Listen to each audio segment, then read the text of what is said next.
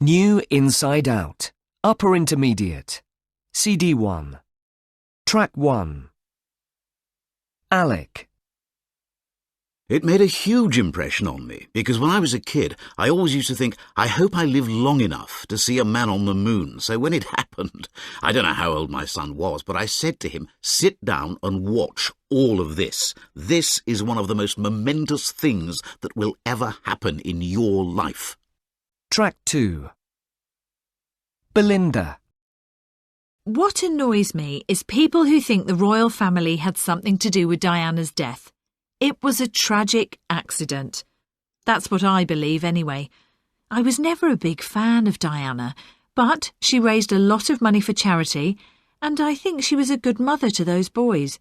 I just hope the press can leave them alone and not hound them as they hounded their mother. Track 3. Chris. We were standing really close to the harbour bridge. We decided to get there early to get a good place, so we'd been waiting since 6 o'clock in the evening. Then, at midnight, the fireworks exploded across the sky. I've never seen anything so spectacular. I felt proud to be an Australian. Track 4. Dana. It was the first time I had visited an Asian country. It was so different. I was amazed at how many people there were. After the games had finished, we did some sightseeing. The Great Wall was definitely my favourite.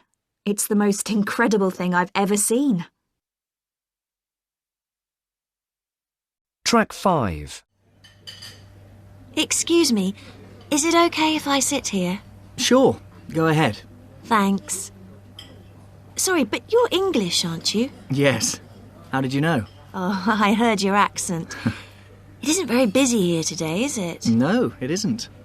Are you on holiday? No, I'm working here for a few months. Oh, really? So am I. What do you do? I work for the American Central Bank. Oh, and do you like it here? No, I can't stand it. Especially the weather. It was so hot yesterday, wasn't it? Oh, yeah, you're right. The heat's terrible. But you know, I love New York.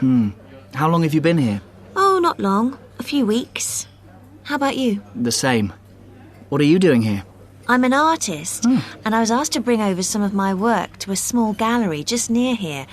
I've just had my first exhibition there. Wow, that's impressive. Thanks. So, where are you from? I'm from London. Notting Hill? Really? So am I. Don't tell me you went to Atkins School. Yes, I did actually. But I wasn't a very good student. Me neither. What year did you leave? 1989? That's weird. Me too. Do you remember Mrs. Rivers? But the maths teacher? Yeah. She was really horrible, wasn't she? She's my mum. Oh, look, I'm sorry. I didn't mean to insult. Track 6. A. It's a bit chilly today, isn't it? B. I'm late again, aren't I? C. The traffic was dreadful, wasn't it? D. You haven't been waiting long, have you? E. Nobody's away today, are they? F. You don't have Mike Smith's phone number, do you? Track 7. 1. Excuse me? Me? Yes, hi there. I'm working on a feature for Chaps magazine about men's personal style. Do you mind if I ask you some questions? No, I suppose not. Could you tell me what image you're trying to achieve? Image? I don't really have an image. I wear clothes I feel comfortable in. I suppose you'd call it a casual look. Do you think that you're aware of fashion? Probably not, no. My style hasn't changed for years. Track 8. 2. Hello, I'm doing some research for an article about the way men dress. Can I ask you some questions? Yeah, no problem. Do you mind telling me what you wear to go out in the evening? In the evening? You mean clubs and that sort of thing? Yes, when you go clubbing. I dress exactly like this. You don't dress up then? Well, put it this way, I never put a suit on. The clubs I go to don't let men in if they're wearing suits. Really? How strange. One more question. I'd just like to know if there's an item of clothing you couldn't live without. Trainers. Definitely couldn't live without them. I've got about 25 pairs. Track 9. 3. Excuse me? Hello? Hello. I work for Chaps magazine and we're doing a survey about men's self-image. Do you mind if I ask you a couple of questions? Oh, no, go ahead. What do you want to know? Well, I'd like to know what your clothes say about you. What do my clothes say about me? Gosh, I suppose they say that I'm meeting a client this afternoon, and that means I've got to make the right impression, so I have to wear a suit. Would you say that you care about your image? Oh, yes, I think I do. I like to look smart, even when I'm not working. Even when I wear jeans and a t-shirt, I like them to be clean and neat. And I think this says that I care about myself. It says that I've got good self-esteem. Track 10. 4. Excuse me, sir. Is it okay if I ask you a couple of questions for an article I'm doing for Chaps magazine? Yes, that's fine. Are you going to take photos? Yes, if you don't mind. But first, I'd like to know whether your appearance affects your life in any way. Oh, yes, totally. The way I dress is my life, really. It hasn't really affected my career so far, but I'm hoping it will. Basically, I want to be noticed, and the reason I want to be noticed is that I want to get on television. Ah, and do you know what the last thing you bought was? Oh, yes. I adore shopping. That would be a pink shirt I bought yesterday. Oh, and a pink and black tie. Track 11. A. Could you tell me what image you're trying to achieve? B. Do you think that you are aware of fashion? C. Do you mind telling me what you wear to go out in the evening? D. I'd like to know what your clothes say about you. E. Would you say that you care about your image? F. I'd like to know whether your appearance affects your life. G. Do you know what the last thing you bought was? Track 12. Have you got the tickets? No. I thought you had them. Ian, honestly, I can't trust you to do anything. Calm down. They're here. Ugh, you're so annoying. You're so easy to wind up. Hey, look at that woman over there. The one in the white jacket? Yeah. What about her? Don't you think she's the spitting image of Gwyneth Paltrow? No, she doesn't look anything like Gwyneth Paltrow. Yes, she does. She's got the same hair. What, long and blonde? Not just that. I'd recognise that smile anywhere. How often has Gwyneth Paltrow smiled at you? I've seen enough films with her in. She's got a very distinctive smile. It can't be her. She wouldn't come here to our local club, and actually, that woman bears absolutely no resemblance to Gwyneth Paltrow. Oh. Hey, there's Mike. Hi, Mike. How's it going? Very well. You'll never guess who I've been talking to. Not Gwyneth Paltrow. Gwyneth Paltrow. Oh, ignore him. He's obsessed. Sorry. You were saying? Well, I was just at the bar and I saw this amazing-looking woman walking towards me. I didn't recognise her until she was right in front of me. She's changed so much. Who was it? Sally. You know, my ex-girlfriend. Anyway, we started talking. Track 13. I. Big Jim. E. Green beans. Should look. Oo. Blue moon.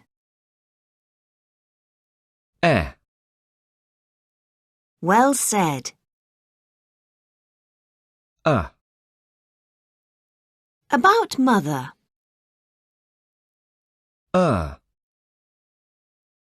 Learn words. Or. Short talk. Fat cat.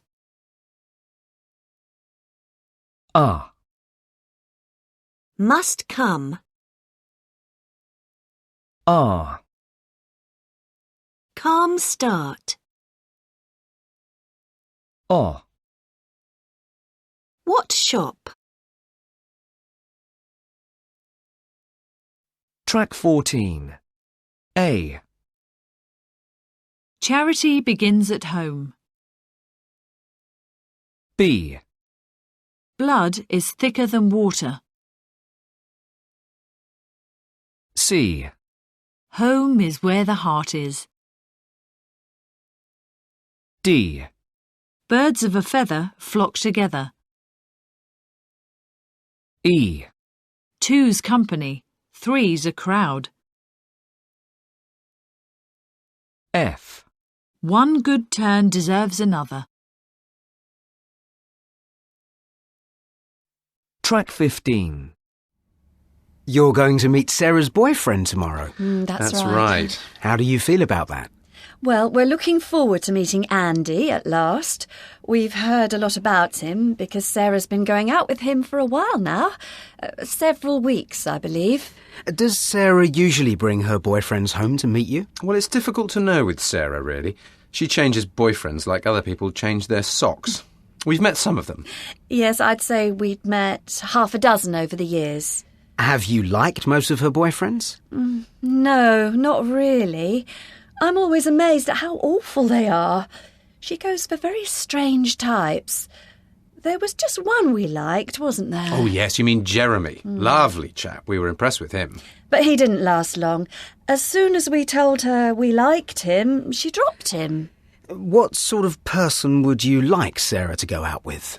Well, I think it's essential for him to come from the same kind of background. Yes, and it's very important for him to have some kind of qualifications, some ambition. He needs to be a strong character to stand up to Sarah. She'd soon go off somebody who lets her do what she wants all the time. Oh, anyway, we're not going to take it too seriously. She's far too young to get married or engaged or anything like that. And the poor chap is unlikely to last very long. Track 16. How do you feel about meeting Sarah's parents? Oh, a bit nervous. I'm worried about making a bad impression because I'm quite shy. So I find it difficult to get on with people straight away. But you're a DJ, aren't you? Yes, but it's easy for me to hide behind my music decks at work. I'm not very good at making conversation, especially with older people. What are you most nervous about? Well, I gave up studying to become a DJ, and I don't think Sarah's parents will be very impressed with that. Also, I dyed my hair red last week, and they'll probably be a bit shocked by that. How are you going to try to make a good impression? Well, I'm going to wear clean clothes. Not a suit or anything. I haven't got one. And I'll take our mum some flowers. Why are you going to meet Sarah's parents? Because Sarah fancies going to London for the day, and she feels like having Sunday lunch at home. And I always do what she wants. Track 17. Conversation 1. Hello? Hiya, the door's open. Here, I remembered to bring you that CD. Oh, cheers, that's great. So, how's it going? All right, but I'm totally shattered. Why? What have you been up to? Nothing. It's just that I didn't finish work until 5 o'clock this morning. Oh, right. Well, you'd better just chill out this evening. Do you want to watch TV, or shall I go and get a DVD? Whatever. Do you know what's on TV tonight? No idea. Rubbish as usual, I should think. Oh, dear. You are in a bad mood. You're not nervous about meeting my parents, are you? No. Why should I be? But I am a bit worried about the long drive. My car's on its last legs. Oh well, let's worry about that tomorrow. Come on, make me a nice cup of tea. Track 18. Conversation 2. Hello, welcome. Do come in. Mum, Dad, this is Andy. Nice to meet nice you. to meet you. Nice to meet you. These are for you. Sarah says they're your favourites. Oh, thank you. That's very kind of you. And how are you, darling? I'm absolutely exhausted, actually. Oh, dear. What's the matter? Have you been working too hard? Oh, no, nothing like that. It's just a long drive, isn't it? Yes, of course. You must sit down and relax, both of you. Would you prefer coffee or tea, Andy? I don't mind. Whatever's easiest. How many miles is it exactly? I'm afraid I don't know. The journey's taken us 5.5 hours, but my car is rather old. Oh, yes. I always take the M4 followed by the A34, except during the summer when I tend to avoid motorways and go through Winchester on the back roads. Well, we're not going to talk about roads all day, are we? Oh. Now, Andy, what exactly do you do? Sarah tells us you're in the music industry. Oh. Track 19. I knew there were lots of things I would have to get used to when I decided to go to England and stay with her family. But I was looking forward to experiencing a new culture. I'm not difficult when it comes to food, so I was excited about trying new things, especially fish and chips. Also, I hate hot summers, so I was dreaming of the typical English grey days. I was a bit worried about the reserved British character. I'd heard that British people objected to talking about anything personal, but insisted on talking about the weather all the time. So I was surprised when I met my English family for the first time, and they gave me a big hug and then asked me about my family, my work, and even my boyfriend. The other surprise was the weather. I think global warming has succeeded in turning England into a hot country. I had problems with the language at first. I couldn't understand anything. But the family made me feel at home, and it was definitely the best way to improve my English. In a family situation, you have to sink or swim. It's as simple as that. Track 20.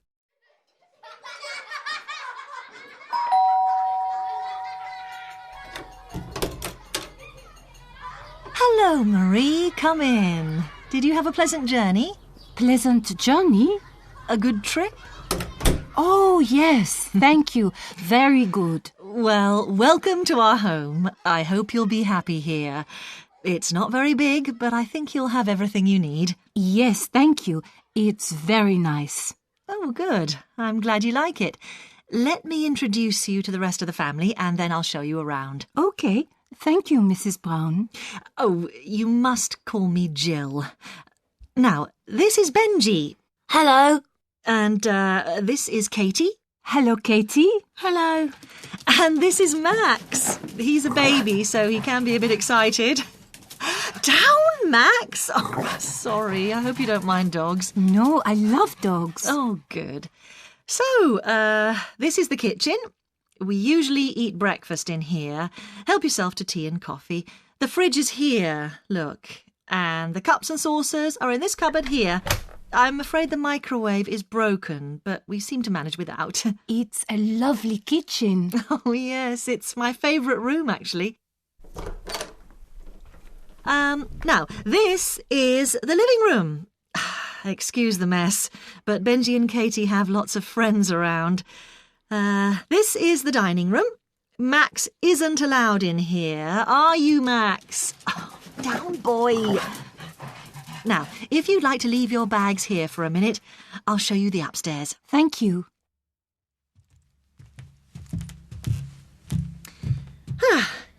Here's the bathroom. Sorry about the pink walls. That was Katie's idea. Oh, I like pink. My bedroom walls are pink. Really? How funny. OK, this is Katie's bedroom. We're not allowed to go into Benji's room, but it's probably just as well. And this is your room. It's quiet in here because the window looks out on the garden. Oh, it's lovely. Thank you. Now, you make yourself at home, and if there's anything you need, just give me a shout, OK? OK. Oh, by the way, Benji's vegetarian, so we don't usually eat meat because he gets upset. Is that OK with you? Yes, I like vegetables.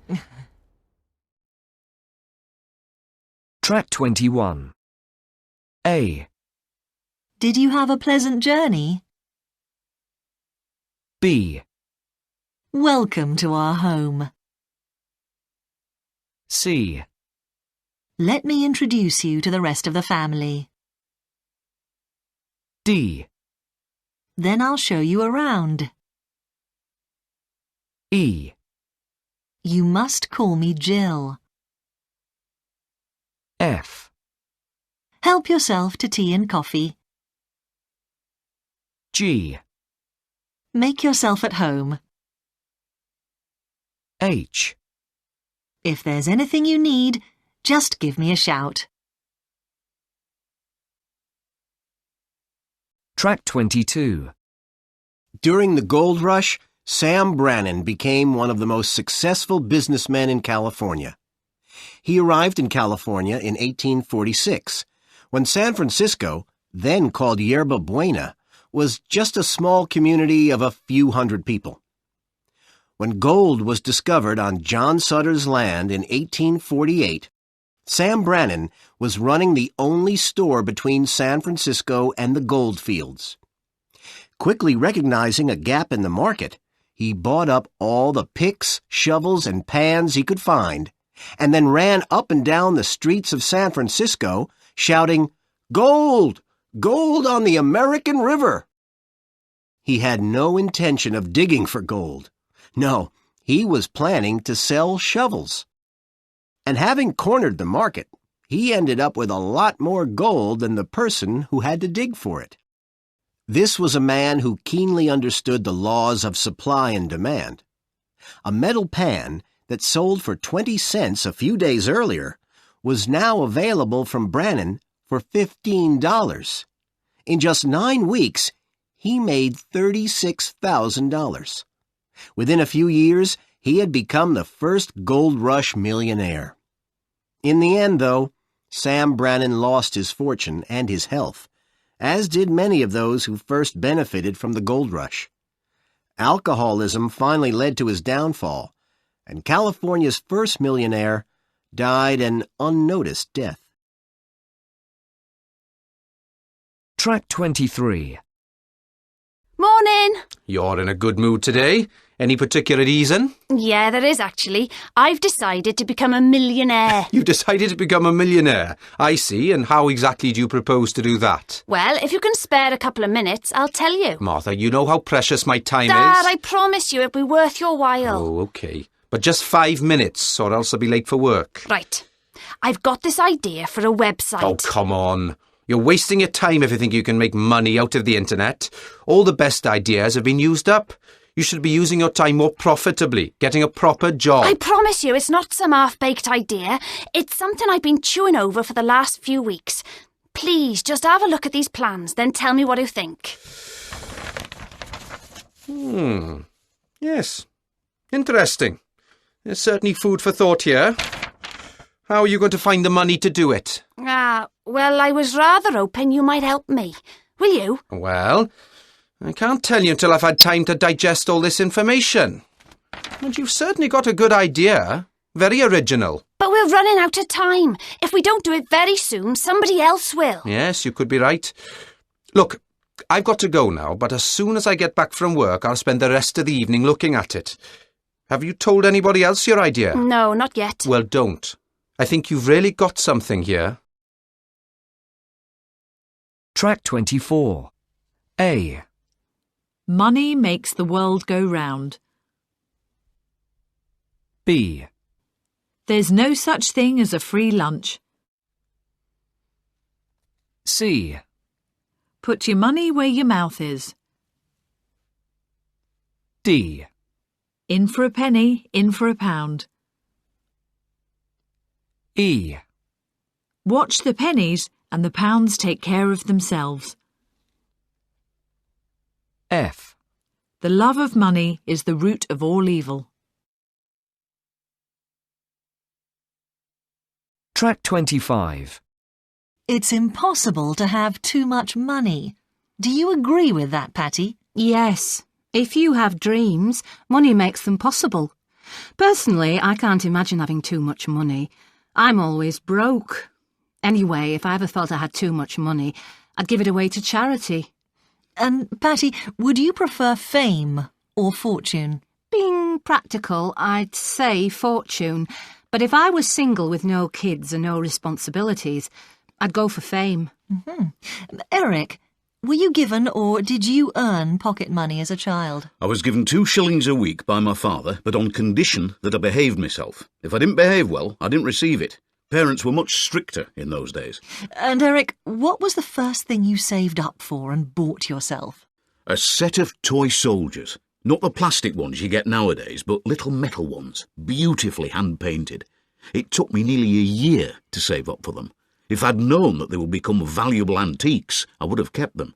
They'd probably be worth a fortune now. Tell me, Lee, if you could buy yourself a skill or a talent, what would it be? Well, there are lots of things I'd like to be better at, but if I had to choose one, it would have to be football. I'd like to be a brilliant football player. And finally, Lee, what can't money buy? Happiness. I tend to think that once I have enough money to buy some new clothes or get a better car, then I'll be happy, but it never works out like that. Track 26. Question 1. Does it matter if a wife earns more than her husband? How would you handle it? It wouldn't matter to me, but it might matter to my husband. It shouldn't matter, but human nature being what it is, it probably would. I would feel like a failure if my wife earned more than I did. It's a man's job to earn a living, and a woman's place is in the home. It wouldn't worry me. I know lots of couples where the woman is the main breadwinner. In fact, it would be really good to have a wife who was loaded. Question 2. If you were given £1,000 to save, spend or invest, what would you do? The sensible thing to do would be to save it for a rainy day or pay off my overdraft. But I think I'd rather splash out on a family holiday. We need it. I think I'd be tempted to buy a new computer. Mine's getting a bit slow. You can get them for peanuts these days, so with £1,000, I should be able to buy a really good one. Well, I certainly wouldn't save or invest it. I'd probably blow it on a new music system and some massive speakers. Track 27. 1. Chris. I suppose you'd call it a vintage camera now. It's a Zeiss Contaflex, and I bought it in South Africa 50 years ago. It cost £50, which was a lot of money for me then, but it was still a lot less than I would have paid back home in England. So I was delighted. It was the best camera you could get at the time, and it was a bargain. Unfortunately, I had to pay nearly £40 in tax at customs when I arrived back in the UK, so in the end it was less of a bargain. But I've certainly had my money's worth out of it. It's been everywhere with me, and all our family photographs were taken on this camera. Last year, for my 70th birthday, my children bought me a wonderful and very modern digital camera. It takes much better photographs than my old Zeiss, but I can't use it, I'm afraid. I'm too old-fashioned. Track 28. 2. Katie. I know it sounds a bit stupid, but this is the thing I would least like to lose. It's not because it's worth anything, although it is quite an expensive one because it's got GPS, satellite navigation, on it too. But the main thing is that if I lost this, I'd lose the addresses and numbers of practically everybody I know. It contains the details of about 300 people. Track 29. 3. Heather. This is my most precious possession because it saved my life when I got caught in an avalanche in Johnson Pass in Alaska's Chugach mountain range. It had been snowing for 4 days, and the temperature rose that morning, perfect avalanche conditions. When the first person in our group of snowboarders leaped off the cornice, the rest of us decided to follow his tracks. No traversing and no hard turns so as not to disturb the snow.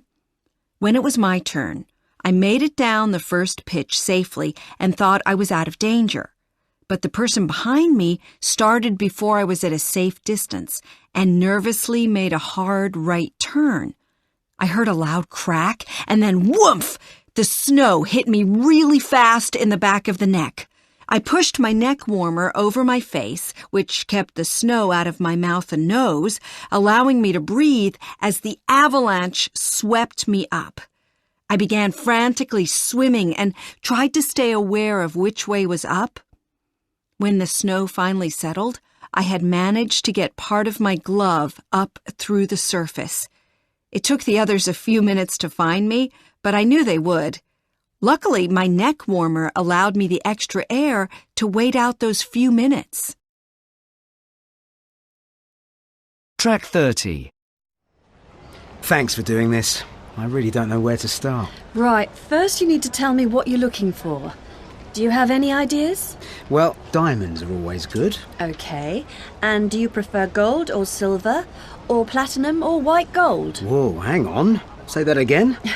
Does Julia wear more gold or more silver? Gold, I think. And what's your budget? My budget? I don't know.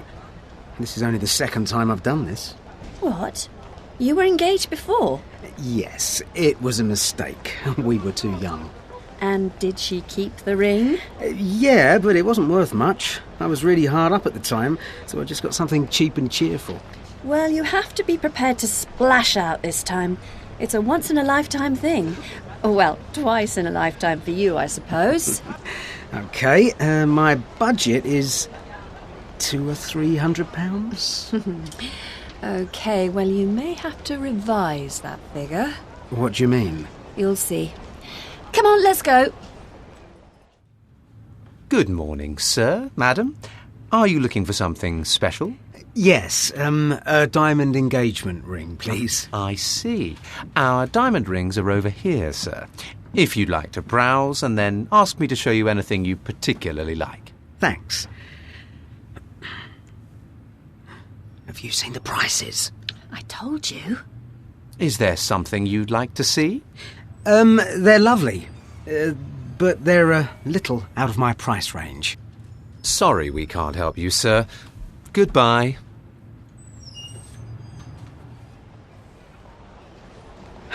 Right, let's go somewhere less exclusive, shall we?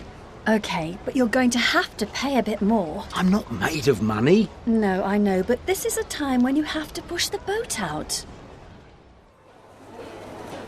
Can I help you with anything today? Yes, I'm looking for a very simple engagement ring. Perhaps one diamond? And what are you looking to pay? Well, around £500.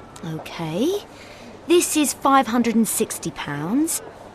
It's small, isn't it? You get what you pay for. Okay. I was hoping for something slightly more sparkly. How much is this one, for example? That one's £1,400. Right. I suppose I was thinking of something a little less pricey. What's your budget? I suppose I could stretch to £1,000. Okay. This one costs £950. What do you think? I think it's lovely, and I think Julia would love it. I should certainly hope so. This is definitely the last time I'm doing this. Track 31. I was hoping for something slightly more sparkly. I suppose I was thinking of something a little less pricey. Track 32. A. I was looking for something a little less tight. B. I'd prefer slightly more comfortable trousers. C. I'm looking for something slightly more fashionable. D. I'd like something a little more formal.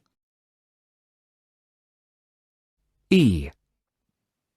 I was looking for a slightly smarter pair of shoes. F. I was wondering if you might have a slightly less colourful jacket. Track 33. A. Appearance. Decision. Designer. Impression. B. Businessman. Everything. Memorable. Talented. C. Advantages. Embarrassing. Relationship. Spectacular.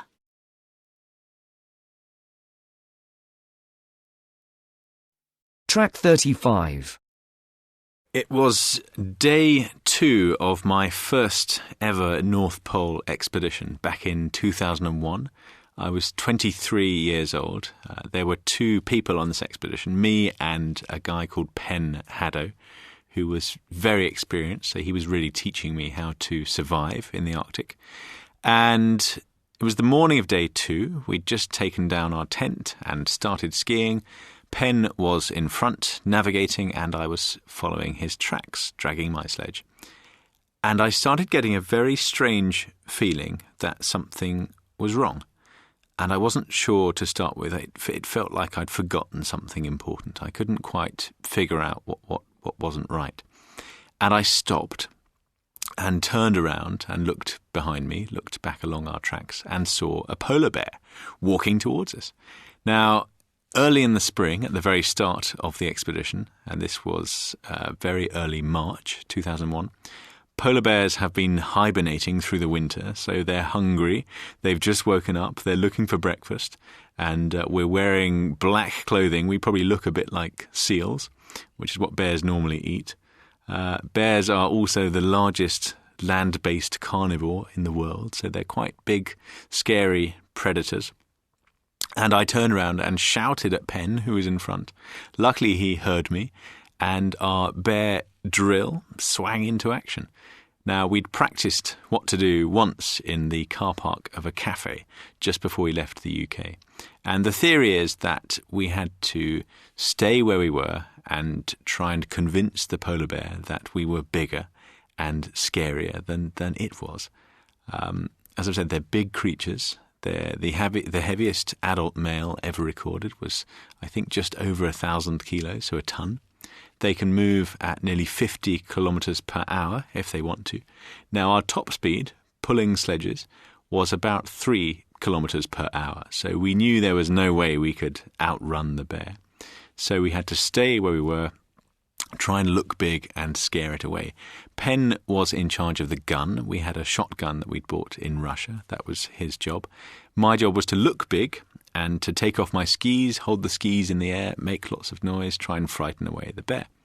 And Penn loaded the gun with 2 cartridges. There were 2 barrels in the gun. Closed the barrels, pulled the triggers. There were 2 triggers, one for each barrel of the gun. Click, click. And he said, the gun's jammed. And I looked at him. He reloaded the gun, 2 more cartridges, pulled the triggers, click, click. He said, the gun's still jammed. And everything went into slow motion. Track 36. The bear is walking towards us. Penn is reloading the gun again with the 5th and 6th cartridge. We had 12 cartridges to last 8 weeks, so Penn is now halfway through our supply of ammunition. He pulls the first trigger, click, and then he walks around his sledge towards the bear. And I remember thinking, wow, Penn's gone mad completely. He's going to get eaten. What do I do? And I felt quite calm and I couldn't quite think what to do. I thought maybe I could throw a ski at it or try and stab it with a ski pole or something. And then the bear stopped, Penn stopped, bang, the gun goes off in the air, big cloud of smoke. I think it surprised Penn and me more than it surprised the bear. The bear looked up, looked down, turned around and walked off. And Penn turned around and said, "Quick, get the camera, take a photograph." And that was when suddenly I felt really scared and nervous. I couldn't even undo the zip on the sledge. That was the morning of the second day of this expedition. We were out there for 2 months, 59 days, but we never saw another bear that close. One of the surprising things I've seen, and one of the ways that the Arctic is changing, certainly in my experience, is that there is less and less evidence of polar bears being there at all. In 2001, we saw many sets, dozens of sets of polar bear footprints, of tracks in the snow in that expedition, which lasted 2 months. 3 years later, I went back to exactly the same point. I followed the same route, and I saw 3 or 4 sets, where 3 years before we'd seen 30 or 40 sets. So there's a lot less evidence of bears being around, which is tragic. Track 37. A recent survey by the British Heart Foundation has revealed that only 38% of us would be motivated to do more exercise if our life depended on it. In other words, 6 out of 10 of us would rather die than exercise. We went out on the streets of London to find out how much exercise people are really doing, and if they're not doing it, what exactly is stopping them. How much exercise do you do? Oh, dear. Not as much as I should. I used to have an expensive gym membership, but I only went twice, so I cancelled it. I'm not very sporty, so I don't do any team sports like football or anything. I do love football, but strictly as a spectator, not as a participant. I have noticed that it's harder to keep the weight off than when I was younger, though, so I've started cycling into work. That's about 40 minutes of exercise every day. Better than nothing. And what stops you? I'm just so tired after work. I get home, sit on the sofa and do nothing.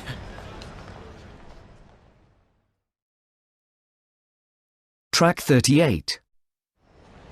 How much exercise do you do? I'm revising for exams at the moment, so I go running quite a lot just to get some fresh air. There's nothing worse than being stuck inside all day. I think it helps if you have someone to go with. It's quite hard to motivate yourself, but if you arrange to go running with a friend, you feel you can't let them down, and that forces you to go. And what stops you? The weather. If it's raining or really cold, I can usually talk myself out of it. Track 39. How much exercise do you do? I run up the stairs and that's it. Well, at the weekends I do a few hours of housework. I should think that burns off a few calories. I hope so anyway, because when I've finished, I sit down with a cup of tea and a packet of biscuits. I certainly don't go to the gym, if that's what you mean. Can you imagine me in Lycra? Is that what stops you going to the gym? Not really. It's finding time to fit it in around everything else I have to do. I've got 3 kids under 5, so there's no way I have time to go to the gym or anything like that. But I reckon I run a marathon every day, just running around after the children. Track 40. How much exercise do you do? I go swimming and I work out at the gym. I try to do some kind of aerobic exercise for about 30 minutes 3 times a week, and I do weights a couple of times a week. At the weekends, I often go for a brisk walk in the country, and my girlfriend's trying to get me to go to salsa classes. She says it's a really good workout. What stops you? Nothing, really, unless I've pulled a muscle or something and it hurts. I love it. I sit at a desk all day long, and if I don't do some physical exercise at least 3 or 4 times a week, I feel really out of shape. But it isn't just about weight loss. Exercise gives me a general feeling of well-being. Track 41. A. Oh dear, you look like death warmed up. Late night last night. No, not really. But I couldn't sleep. I don't think I slept a wink, and now I feel exhausted. Oh, it's horrible when that happens. You should try listening to soft music. That usually works for me. B. Oh dear, what happened? I've done something to my ankle. It's killing me. Oh dear, you poor thing. It looks really swollen. I know. And it's getting worse. If you ask me, you need to lie down and put some ice on it. C. Ugh, I can't swallow anything. Oh, yes. I know what you mean. I was the same last week. I could only eat ice cream. Ugh. So what did you do? Well, you could try this. Chop up some ginger and put it in boiling water with some honey and lemon. Drink it as hot as you can. Does it work? Well, it makes you feel better. But it's probably a good idea to take some aspirin too. D. Don't touch my back. Why? What's up? I wanted to get a tan quickly, so I didn't bother to put any sunblock on. Oh well, it serves you right then, doesn't it? It really stings. Have you tried putting some cream on it? I can't reach my back. OK, take your shirt off. I'll do it for you. E. When did it start? After I've been playing computer games for a few hours, I feel as if my head's going to explode. Oh, well, you've only got yourself to blame, haven't you? I know. But I've taken aspirin and it hasn't worked. Well, you could try putting your hands over your eyes and leaving them there for about 5 minutes. That usually works for me. F. Have you got a cold? No, I'm all right. I always get a streaming nose and red eyes at this time of the year. That must be awful. If I were you, I'd try acupuncture. My sister used to suffer terribly, but then she had 3 sessions of acupuncture and that was it. Really? Can you find out who she saw? Track 42. A. Oh, it's horrible when that happens. B. Oh dear, you poor thing. C. Oh, yes. I know what you mean. D. Oh well, it serves you right then, doesn't it? E.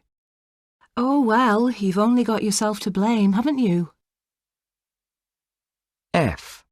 That must be awful.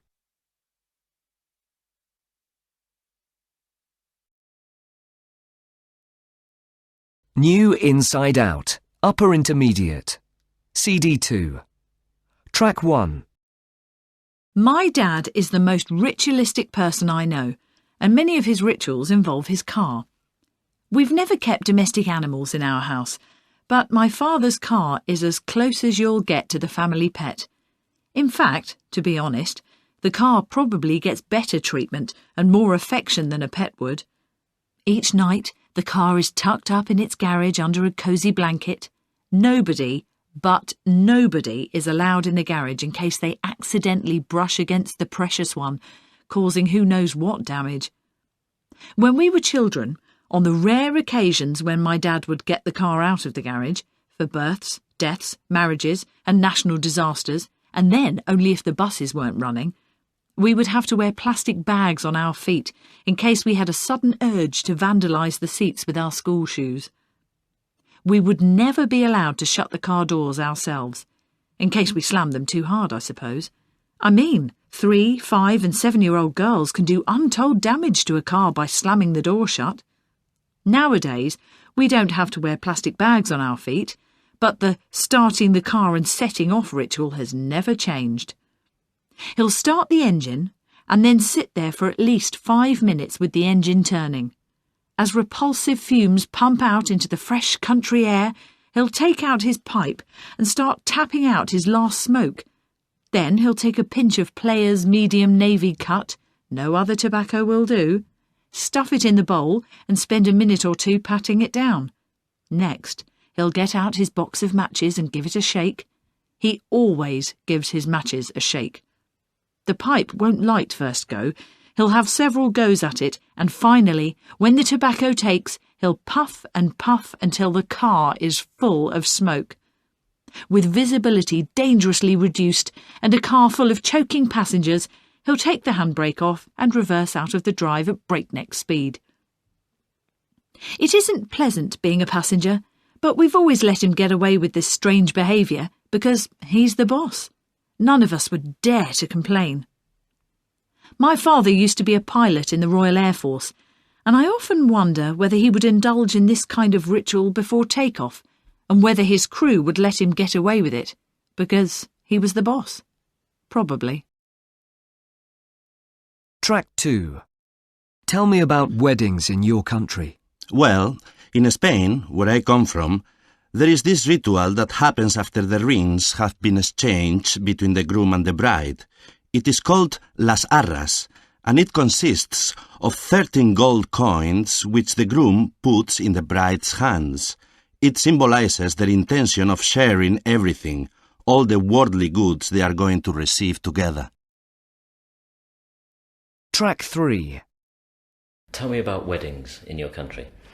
Well, in Taiwan, we use a black umbrella to cover the bride's head because we believe that it can protect the bride from the evil spirits.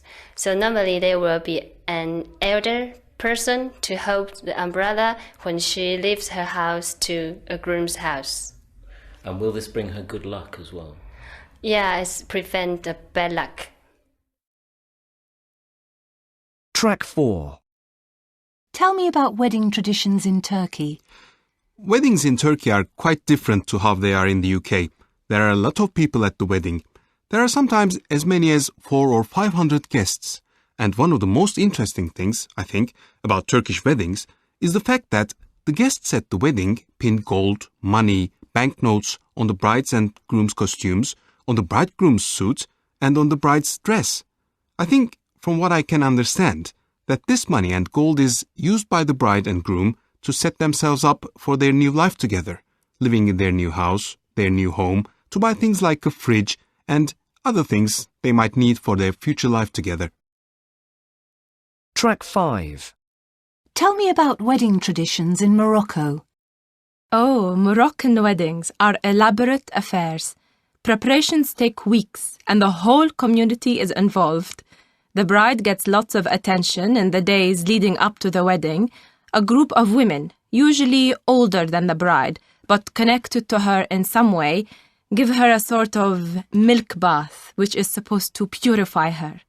Then she has her hands and feet decorated in henna. This ritual symbolizes prosperity. It looks beautiful.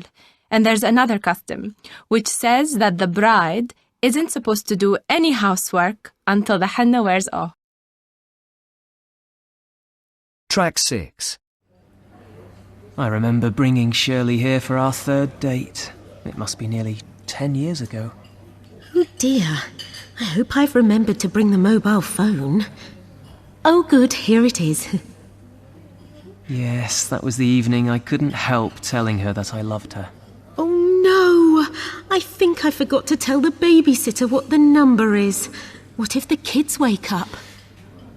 I'll never forget looking at Shirley that evening and thinking, this is the woman I want to marry. Calm down.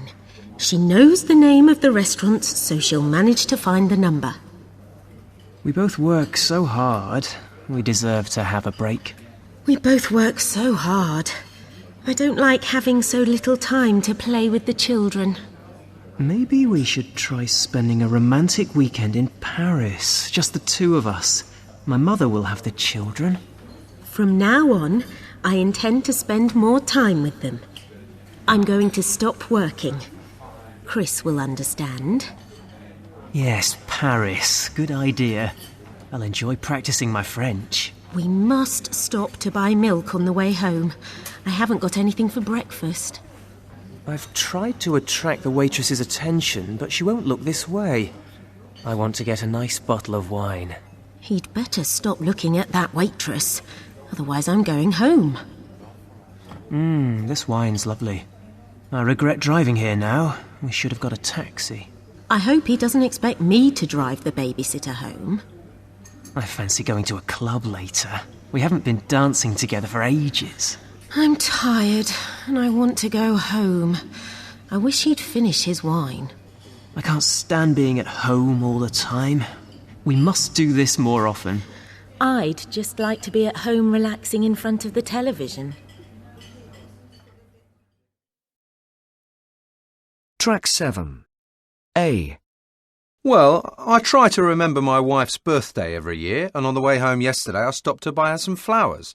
I think that's romantic, but she just thought I'd done something wrong. B. I'm very romantic, but I think most women are. I remember meeting my boyfriend for the first time. It was in a club, and I remember seeing him across the room and thinking, he's nice. He was wearing a black t-shirt and really nice jeans. I even remember what he said to me. He said, "Do you want to dance?" When I asked him recently if he remembered meeting me for the first time, he had no idea. C. I don't know.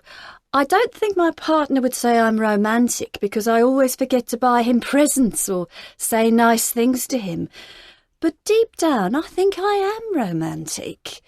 Since I met my partner, I've stopped looking at other men. Well, I haven't stopped looking, but I have stopped fancying them. D. No, I don't think I'm romantic, really. I don't like all that romantic nonsense. Women expect you to buy them presents and remember their birthdays, and they try to make you give up football and all those things I enjoy. I can't be bothered with all that. Maybe that's why I haven't managed to find a girlfriend. Track 8. 1. Naomi. I hate it when men wear too much aftershave. My brother-in-law, for example, he will insist on covering himself in this really strong aftershave. It makes me sneeze. 2. Kevin. Oh dear, there are so many things that annoy me. But I think the thing that annoys me most is when I watch a film with my girlfriend. She's always asking me questions about what's happening. Who's this? What happened there? Why did he do that? Oh, that really gets on my nerves. 3. Roz. It really winds me up when people talk about how fat they are when they are stick thin. I've got this friend who's really slim, much slimmer than me, but she will go on about being fat. Oh, it's so annoying. 4. Dan. It really annoys me when my brother and his girlfriend are together. They're forever hugging and kissing in front of me. Ugh, it makes me sick. 5. Sally. I can't stand it when people say they haven't done any work for an exam and then they get the highest marks. One of my friends is like that. She's always telling us how worried she is because she hasn't done any work, but then she gets 90%. 6. Martin. I find it irritating when people keep losing things. For example, my mum's always losing her glasses. Why doesn't she put them on a chain? Or get a spare pair? She drives me mad. Track 9. 1. He will insist on covering himself in this really strong aftershave. 2. She's always asking me questions about what's happening. 3. She will go on about being fat. 4. They're forever hugging and kissing in front of me. 5. She's always telling us how worried she is. 6. My mum's always losing her glasses. Track 10. The worst waiter I've ever encountered was a chap in a suburban restaurant a few years ago. It may have been his first day, or he may have been dumped by his true love, but our conversation went like this. I'll have the soup and the lamb, please, and some spinach, and potatoes. Soup, lamb, spinach. How many potatoes? Oh, I don't know. A few? But how many? I don't know. A portion. 3, 4? I've never really been asked a number before. 6? Surely it depends how big they are. So are you saying you want 3 big ones or 5 really small ones? How about 2 spoonfuls? Would that be okay with you? How big a spoon?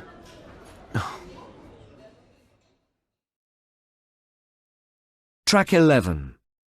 Other common forms of wrist include the following. 1. Raise your right hand in front of your mouth, then squeeze your thumb and index finger together as if squashing a bee. Then make your whole hand tremble as if the bee had just given you an electric shock. This means, waiter, an espresso, please. 2. Using both hands, mimic the tying of a knot at the side of your neck. Then raise one hand high, as if you're still holding one end of this imaginary tie or ligature. Now stick your tongue out and make your eyes bulge. This alerts everyone in the restaurant to the fact that you're finding your dinner date a bit of a bore. 3. Lift the empty wine bottle out of your ice bucket. Hold it up, point to it with your free hand, then make a rollover motion with this hand. This means, can we have another bottle of wine, please? 4. Perhaps the most famous wrist gesture is when customers take it upon themselves to sign an invisible cheque in the air. For centuries, this has meant, can I have the bill? These days, this action is so archaic, it's almost amusing. In the UK, the correct wrist for requesting your bill now means holding your hands apart as if you were requesting a parrot-sized coffin. Now stab the palm of your hand 4 times with a finger, simulating the act of punching in your pin. Track 12. How did you become a restaurant critic? Well, I've been working for newspapers for more than 20 years. I started out as a journalist when I was 23, and I've worked for several newspapers since then, including this one. Then, when the last restaurant critic retired, I was asked to take his place, and I've been doing it for the last 13 years. How can you do this job and stay so slim? Yeah, that's a good question. I mean, I eat out 2 or 3 times a week, but as a matter of fact, to write about a restaurant and its cuisine, I need to taste the food, but I don't need to clean my plate. When I'm covering a restaurant, I always take 3 friends with me. Everyone has to order a different dish, so then I taste about 2 bites of everything on their plates, and then I eat the same amount of food on my plate. Then I stop eating. And that's not just so that I stay slim, it's so that I can remember all the different flavours. Do you take notes? No, I don't write anything down because I don't want to draw attention to myself. So while I'm eating, I'm making mental notes about the restaurant. How does the room look? Is the lighting too dim, too bright? Is the service efficient or is it slow? How is the food presented? Are the waiters doing their job well? Do the customers look happy? Then as soon as I get home, no matter how late it is or how tired I am, I write down my impressions. I write pages and pages of notes. You must be pretty well known on the restaurant circuit. Do you wear a disguise? What, like a wig? No, I couldn't do that. Like I said, I've been working around the Manchester area for some 13 years now, so inevitably I do sometimes get recognised. But by that time, it's too late for the management to call in another chef or change the serving staff. Do people get upset if you give them a bad review? Oh, yes. But the bad reviews are the most fun to write. Once a restaurant owner called my editor and threatened to come in with a gun. I don't think he did in the end. Who pays for your meals? The newspaper pays for the meals. No food is accepted for free. Have you had any particularly good or bad experiences that stand out in your memory? There was the waitress who tripped and poured my son's dessert and a glass of wine in my lap.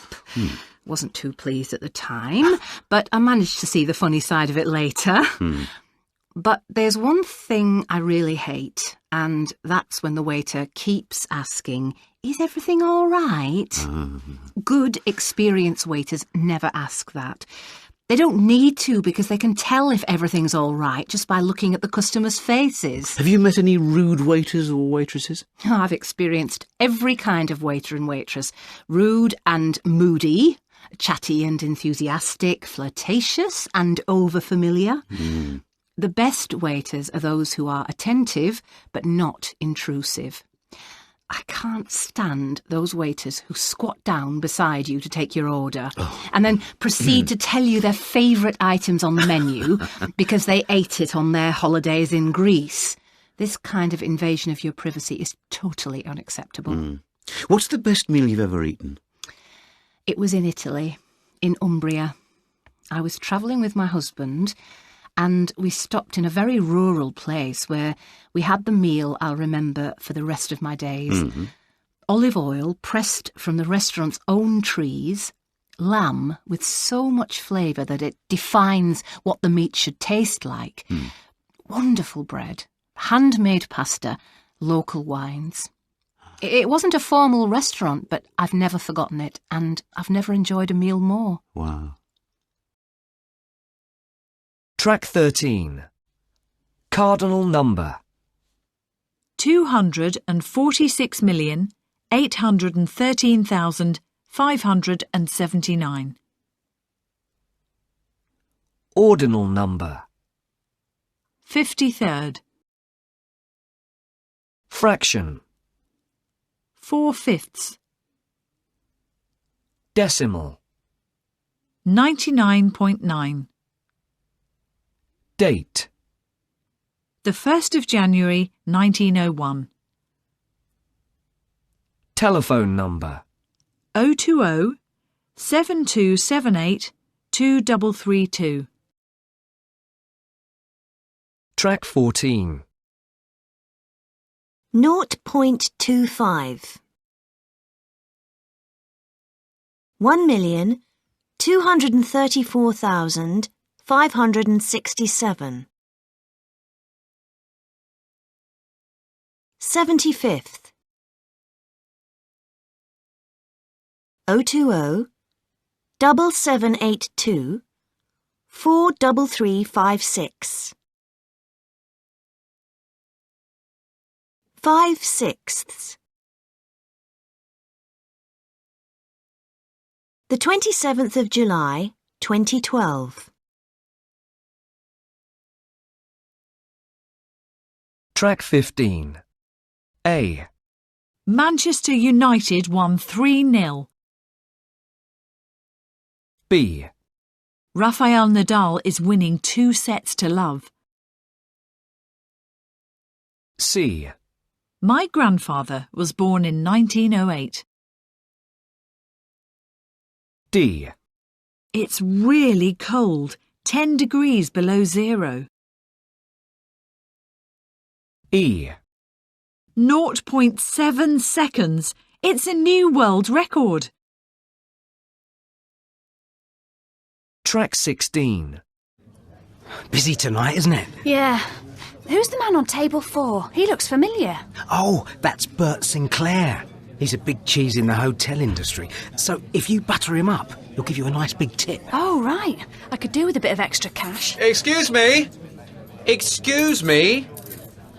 Yes, sir. Can I help you? Yes, you can. The service in here is very slow this evening. We've been sitting here for 10 minutes and we haven't even seen the menu yet. Oh, I'm terribly sorry, sir. We're very busy tonight. I'll get you the menus immediately. How are you getting on with the big cheese on table 4? Well, he obviously thinks he's the best thing since sliced bread, and so does the woman with him. That's his wife. His wife? Oh. Excuse me? Yes, sir. Are you ready to order? I'm afraid not. It's so dark in here that we can't read the menu. Oh, one moment, sir. I'll bring you a bigger candle. There. Is that okay? Yes, that's fine. Would you like a few more minutes, sir? No. I'll have the steak. Right. And how would you like it, sir? Medium rare. And I'll have seafood pasta and a green salad. That's 1 steak, medium rare, and 1 seafood pasta. And to drink? The Chablis.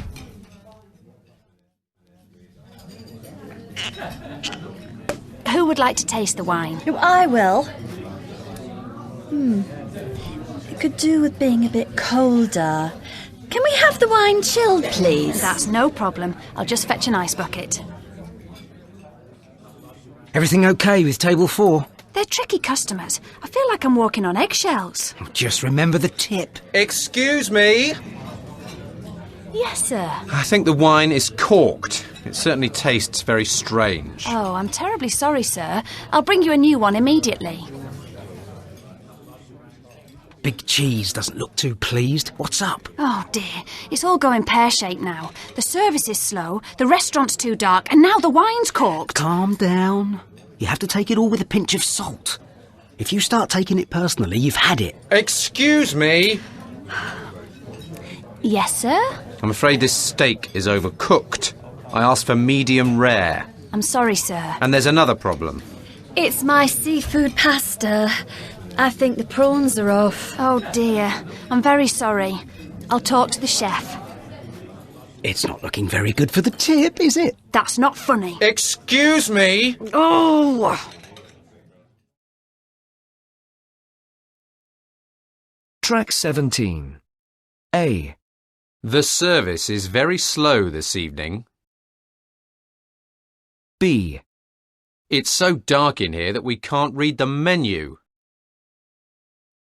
C. Can we have the wine chilled, please? D. I'm afraid this steak is overcooked. E. I think the prawns are off. Track 18. How was work tonight? Mad as usual.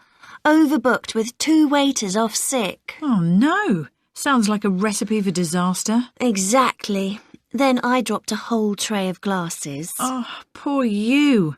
I bet you felt really embarrassed. I did. I went as red as a beetroot. Was Chef his usual bad-tempered self? No, actually, he was as nice as pie. I think he's got a new girlfriend. Oh, come on, spill the beans. Who is she? Well, there's this new waitress. She's just finished university and wants to earn some money to go travelling. Well, she'll have to earn some good tips because the restaurant pays peanuts. I know, but she's a smart cookie. She'll be fine. Anyway, last week... Track 19. A. Candlelight. Hazardous. Neighbourhood. Organised. B. However. Organic. Reception.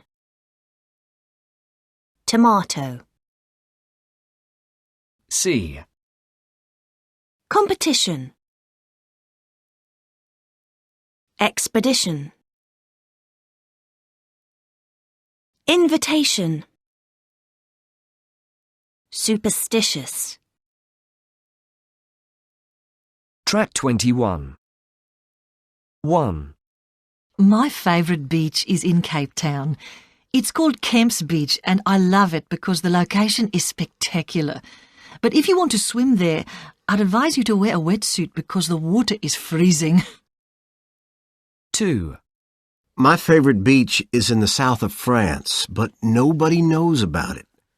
It took a while to convince my girlfriend that it was worth climbing down a very dangerous cliff to get there, but she had to admit that it was worth it. 3. My favourite beach is in Sardinia. I've travelled to hundreds of beaches in different countries, and I can now confirm that the best beach in the world is Cala del Morto. 4. Holiday brochures claim that the best beaches are in faraway places like the Caribbean or the Indian Ocean, but I can assure you that there are wonderful beaches near home. For example, my favourite beach is in Cornwall. And I can drive there in a day. 5. My favorite beach is the man-made beach along the River Seine in Paris. In summer, they import a lot of sand and they encourage people to go there to sunbathe and relax. I think it's great for families who can't afford to go away on holiday. Track 22. Paul. We decided to do something really special for Christmas. We both love skiing, so we managed to book 10 days in a small ski resort in the French Alps. When we arrived there, though, we found out that the temperatures had been unseasonably warm. Basically, there was no snow. Well, there were a few centimetres of snow very high up on the Black Pistes, but we weren't allowed to go there because it was too high and too dangerous. So we had to find other ways to entertain ourselves. And in the end, this was really good, because we were forced to relax. We didn't have to get up early to go skiing, so we could go out until late at night and sleep in the morning. We read books, had long lunches, went for walks, and drank lots of hot chocolate. At the end of the holiday, we felt completely relaxed. Track 23. Amy. When I was 18, I was desperate to go to Guatemala to see the volcanoes, but I wasn't allowed to go there alone. My parents thought I was too young. So my brother agreed to come with me, and we carefully planned a 3-week tour. We set off from London, and our destination was the Guatemalan city of Antigua, but we had to stop over at Miami for a few hours. Anyway, we finally took off from Miami, and during the flight, my brother asked a fellow passenger if he'd been to Antigua before. He replied that he had, and it was one of the most beautiful islands he'd ever come across. At that point, we realised we were on the wrong plane, going to the wrong holiday. Obviously, we couldn't get off the plane there and then, so we had to carry on and then sort ourselves out when we landed. There were no direct flights from the Caribbean island of Antigua to the Guatemalan city of Antigua, so we had to go back to North America and start again. We lost a week of our holiday, but in the end, it just made us appreciate Guatemala all the more. Track 24. Rachel. When I told my friends I was going on a cycling holiday in Andalusia, they thought I was joking, but I thought it would be fine. OK, I don't actually own a bicycle, but I do go to the gym twice a week. I even go on the exercise bike sometimes. In preparation, I went to a specialist bike shop to get some cycling gear. The helmet was compulsory, so I got one of those, but I didn't think I needed to bother with the padded cycling shorts. The man in the shop recommended them, but I thought they looked stupid, so I didn't get them. I should have listened to the man. As soon as I met the other people, I knew I was in trouble. One man had recently cycled from London to Edinburgh for fun. Our Spanish tour leader looked as if she was about to set off on the Tour de France. I made a big effort to keep up on the first day, but by the evening my bottom was in agony, and I couldn't sit down. Fortunately, we didn't have to carry anything. There was a car that took all our baggage from one place to the next. But I have to admit that I got a lift in the baggage car a couple of times. I never realised that Andalusia was so hilly. Track 25. Never again. I hate travelling. It's not that I'm unwilling, it's just that I've got a problem. 4 problems, actually, and they're called Freddie, Charlie, Ella and Jack. Ranging in age from 5 down to 6 months. They're irresistible when they're asleep. But when they're awake, they're relentless. Individually, they're hard work. In twos, they're a handful. Altogether, they're a nightmare. More often than not, they're disobedient and seem to have endless competitions to see who can behave in the most devilish way. On top of that, they all want my undivided attention at the same time. Under these stressful circumstances, you may think that it would be foolish of me to even consider travelling alone with my children. Well, I know now that it wasn't just foolish, but downright irresponsible. I wanted to visit my parents. My husband couldn't come, so I set off on the 5-hour train journey with a bag full of toys, a pocket full of sweets, and a head full of songs, stories and games. But regardless of my careful preparations, it was a hellish journey. In fact, it was one of the worst experiences of my life. The final straw was when I arrived, exhausted and tearful, at my parents' house. Instead of being sympathetic, they took great delight in telling me how awful I had been as a child. Thanks, Mum and Dad. That was really helpful. Track 26. Have you ever had a holiday romance, Angela? I have, actually, many years ago. When I was 20, I went travelling to Australia. I went to Sydney, and while I was there, I met Brad. Brad? Yes, I know. Come to think of it, he did look a bit like a film star, with his blonde hair and lovely white teeth. Anyway, we met through a mutual friend, and she arranged our first date. And that was it.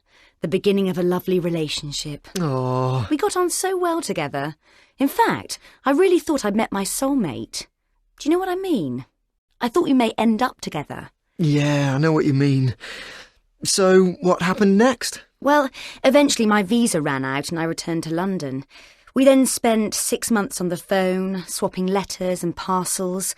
But long-distance relationships are really difficult, and neither of us wanted to give up our lives and move to the other side of the world. Basically, our relationship wasn't strong enough to survive the distance. Oh, what happened? Well, in the end, he met somebody else. And to be honest, I was relieved. So, have you ever heard from him again?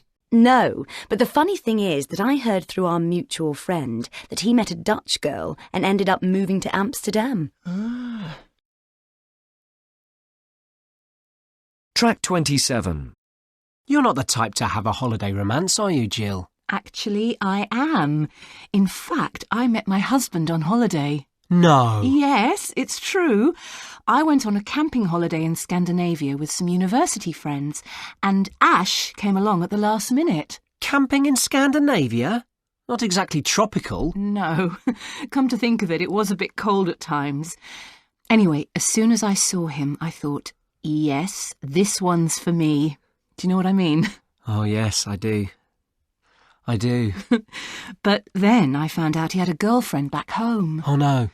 Basically, I had 2 weeks to impress him, so I used my best weapon. I put on my little black dress. I thought you said it was cold. Yes, it was.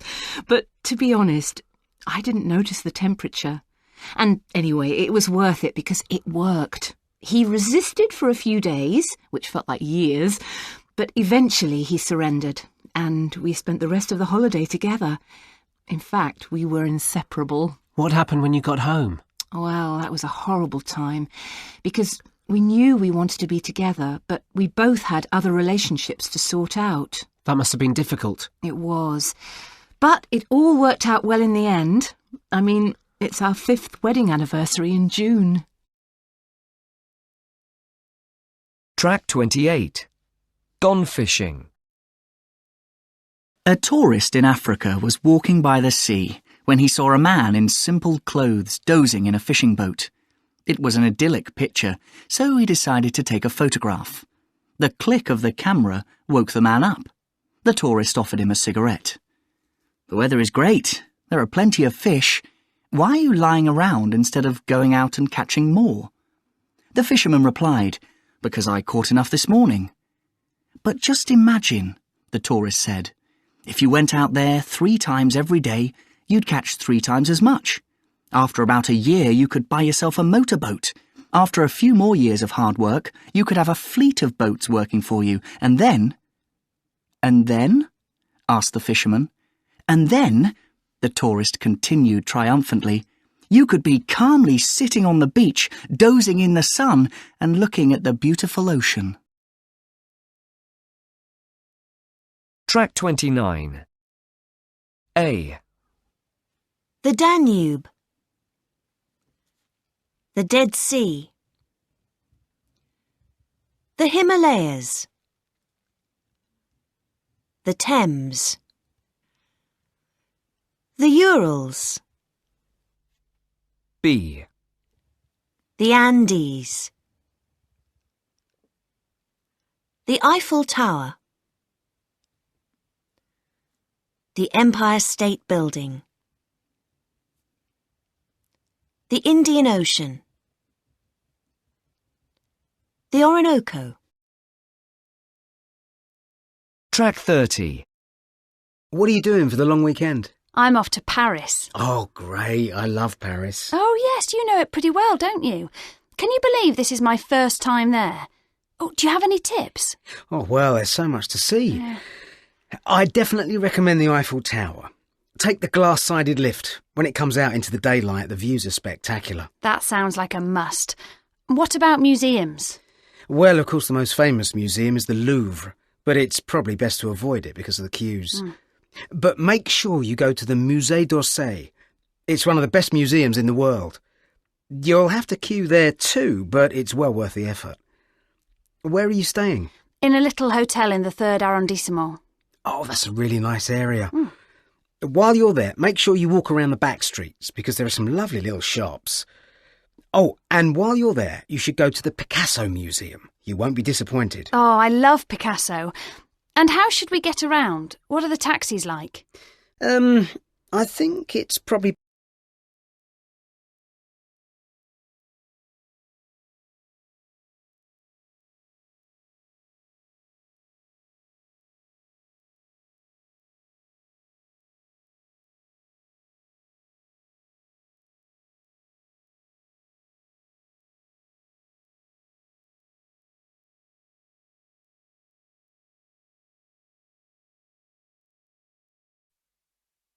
C. That sounds like a must. D. It's probably best to avoid the Louvre. E. Make sure you go to the Musée d'Orsay. F. It's well worth the effort. G. You should go to the Picasso Museum. H. You won't be disappointed. I. If I were you, I'd use the buses or the metro. J. Whatever you do, don't leave Paris without tasting the oysters. K. It's the best place for seafood.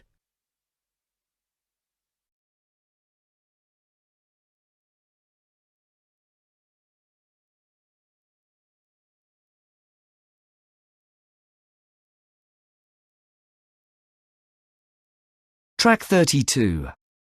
1. What do you think makes a face attractive? For a woman, smooth skin and good bone structure. And for a man? Nice white teeth, sparkling eyes, and a square jaw. That's what I like anyway. 2. What do you think makes a face attractive? Big eyes, full lips, and a big smile. Like Julia Roberts? Exactly. 3. What do you think makes a face attractive? It's probably easier to see what I don't like. On a man, I don't like a small nose. It doesn't have to be enormous, but a little turned-up nose on a man looks silly. So you don't like Brad Pitt, then? Well, I like everything about him except his nose. 4. What do you think makes a face attractive? High cheekbones, especially on a woman. Like Marlene Dietrich. She's my ideal woman. I love her arched eyebrows. 5. What do you think makes a face attractive? I love dimples. Do you mean a dimple in the chin? Yeah, I quite like that, but I meant dimples in the cheeks when somebody smiles. It's so cute. Track 33. Personally, I'm dead again, so you can imagine how many beautiful models I've met.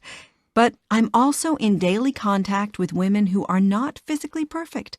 And I have to say that the most beautiful women I know are not models. They are the intelligent, interesting women whose life experience shows on their faces. I believe the true beauty comes from within, and no amount of cosmetic surgery can give you that.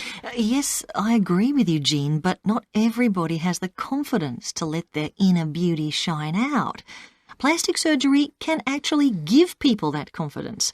And I really don't think there's anything wrong with trying to improve on what nature has given us. Well, that's where I disagree with you, Rita. I think we should be grateful for what God has given us.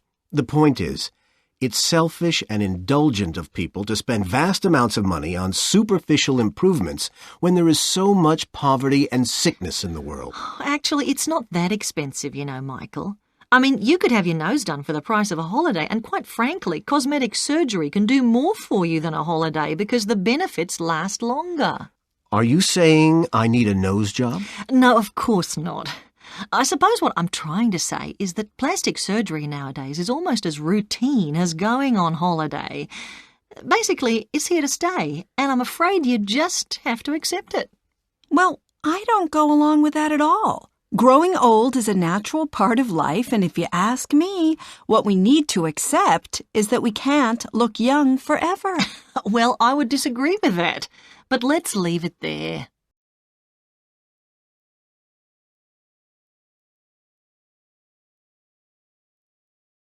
Track 34. Compatible. Flexible. Friendly. Generous. Happy. Lively. Mature. Sad. Sensitive. Sexy. Weak. Track 35. Compatibility. Flexibility. Friendliness. Generosity. Happiness. Liveliness. Maturity. Sadness. Sensitivity. Sexiness. Weakness. Track 36. Now, you may or may not have read the best-selling self-help book, The Secret. But almost 2 million people have, and the movie version on DVD has sold 1.5 million copies to date. To tell us what all the fuss is about, we have with us in the studio today psychologist and expert in the law of attraction, Dr. Rick Hudson. Welcome. Thank you. I'm pleased to be here.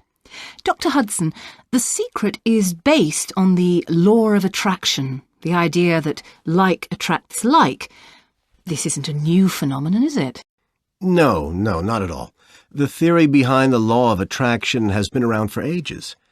But it is the recent success of The Secret that has brought it to the attention of so many people around the world. What exactly is the law of attraction? Well, put simply, the law of attraction is all about positive thinking. We attract things we want, and we also attract things we don't want. So, if you were the sort of person who was always cheerful and optimistic, you would give off good vibrations, and these good vibes would in turn attract positive energy, and good things would happen to you. Mm-hmm. Similarly, a stressed-out sort of person would put out stressed vibes, and they would attract more stress into their lives. Whatever you are thinking and feeling at any given time is basically your request to the universe for more of the same. So how can you apply this theory, this positive thinking, to your everyday life? You can use it to make some very positive changes in your life. It depends what you want. Where do I start? Well, let me give you a very simple example. Okay, let's suppose you're on your way to the supermarket on a Saturday morning, so you're arriving pretty much at the same time as several hundred other shoppers. The one thing that would improve your life at that moment is a parking space.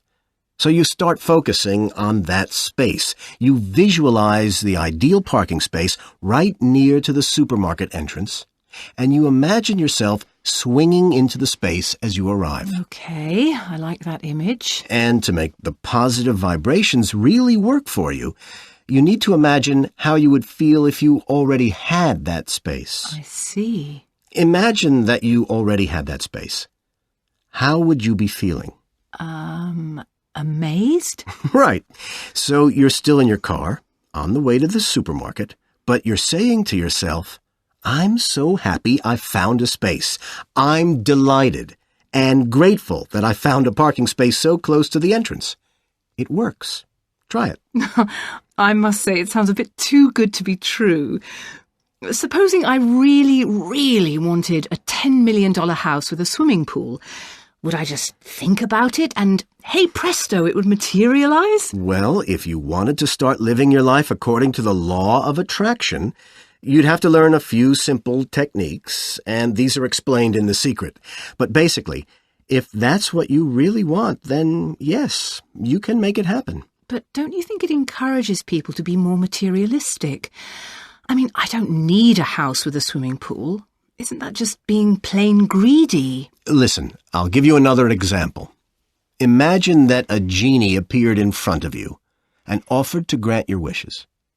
Would you ask for something small? Say a new bicycle? No. You'd be asking for bigger things, a business, a soulmate, $1 million. The law of attraction is like a genie.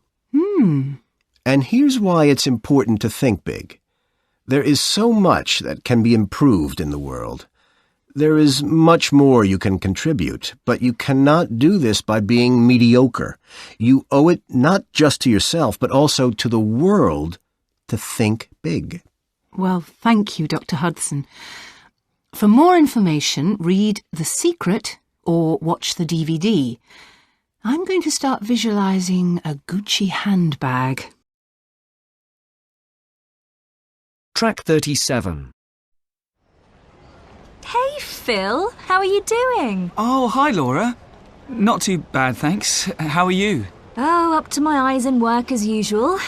I'm on my way to my 3rd meeting today. How's that lovely girlfriend of yours? Oh, we split up 3 weeks ago. She's on holiday with her new boyfriend. Oh, no. Trust me to put my foot in it. I'm really sorry. No, it's okay. I need to get it off my chest. Who's her new boyfriend? You wouldn't know him. He's not from this neck of the woods. How did she meet him? Through work, I think. He's one of those people who seems to have his fingers in a lot of pies. He owns several companies, including the one Mandy was working for. Oh, Phil, I don't know what to say. Yeah, it's hard. I mean, we were supposed to be going on holiday together in a couple of weeks. So what are you going to do? I don't know. I haven't made my mind up yet. I might go anyway, or I might not feel like it when the time comes. I don't know. I'll just have to play it by ear. Look, Phil, I'm afraid I've got to run, but if you need a shoulder to cry on, you know where to find me. Thanks, Laura. I'll be fine. New Inside Out. Upper Intermediate. CD 3. Track 1. It's a cold, grey morning. The sky is overcast and it's drizzling. For me, these are ideal conditions to visit the mysterious and ancient Stonehenge, my favourite place. As a child, when I first visited the Stone Circle, it was the sense of mystery that fascinated me. What are the stones for? How did they get here? And what sort of ceremonies and events went on here? As an adult, what I love about Stonehenge is that it's been standing there for 5,000 years, and it endures. I love the fact that after so many millennia, it remains such an enigmatic and enchanting place. It's a bit difficult to picture exactly how it was all that time ago, with only 60-odd stones left and half of those fallen down. But when it was complete, there would have been over 160 stones carefully laid out as a circle with a horseshoe in the centre. 2 types of stone were used, sarsen and bluestone. The huge upright stones are sarsens, weighing up to 40 tons each. Then the inner circle is made up of blue stones, and they weigh a mere 4 tons each.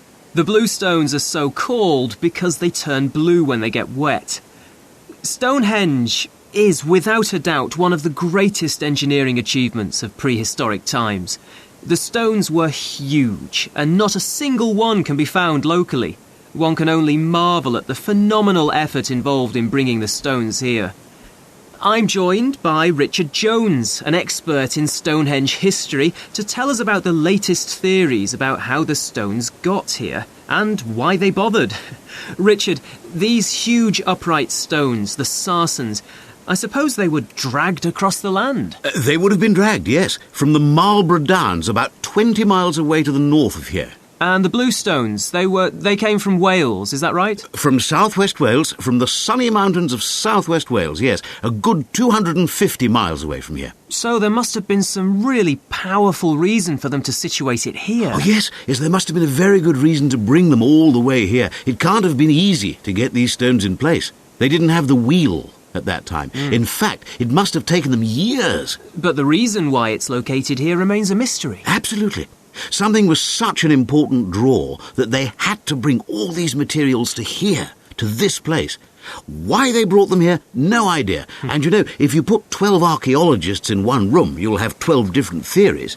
But we will never know for sure because Stonehenge was built before written history began. So we don't have any written evidence of a motive, a reason for why Stonehenge is here. All we can do is speculate. No one really knows what went on here, and I've got a feeling that Stonehenge will always keep some of its secrets. Track 2. A. The big stones look like a doorway. The shape is very similar to those found in Japan at the entrance of some of our temples.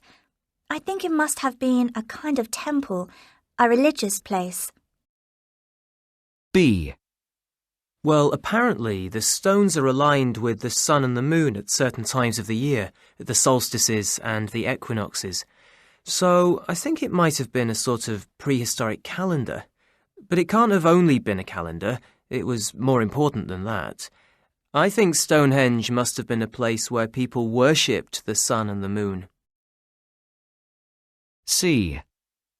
I think it might have been a place where important ceremonies took place. It probably had a roof on it originally. If you think about it, it makes sense. It was obviously an important place, and it rains a lot round here. D. We don't know, do we? It could have been a landing site for spacecraft from other planets, for all we know. Some people believe it was. Personally, I think it's just a bunch of stones in a field. E. Well, it's a mystery, isn't it? Even the archaeologists can't agree. There's one lot who have dug up bones, and they reckon they can prove that it must have been a cemetery. Then there's another group of archaeologists who think that the blue stones may have had special properties, and that's why they brought them all the way from Wales. Personally, I think it may have been a kind of healing place. Track 3. The double portrait, Frida and Diego Rivera, was completed in 1931 and was probably based on a wedding photograph. When they were first married in 1929, Diego was 43 years old and Frida was 22. He was a celebrated artist. She was an unknown art student. The physical difference between the couple is striking in this portrait. He is tall, with enormous legs rooted to the ground by heavy work boots. By contrast, she is tiny and wearing doll-like shoes. She almost looks as if she is floating next to her larger-than-life husband. With his palette and paint brushes in his right hand, Diego Rivera is portrayed as an artist. In fact, at the time Frida painted this portrait, Rivera was the most famous artist in the Americas. The couple are holding hands. But you can see, in the way Frida is tilting her head towards her husband, that she seems to be deferring to him and giving him a place of importance in the portrait. Diego is wearing a blue work shirt, thus defining him as a working-class craftsman. Frida is dressed in traditional Mexican clothes, wearing a long green dress and a red shawl. These are in fact the colors of the Mexican flag. A bird holds a ribbon above their heads, and on the ribbon are written the words, "Here you see us, me, Frida Kahlo, with my adored husband, Diego Rivera."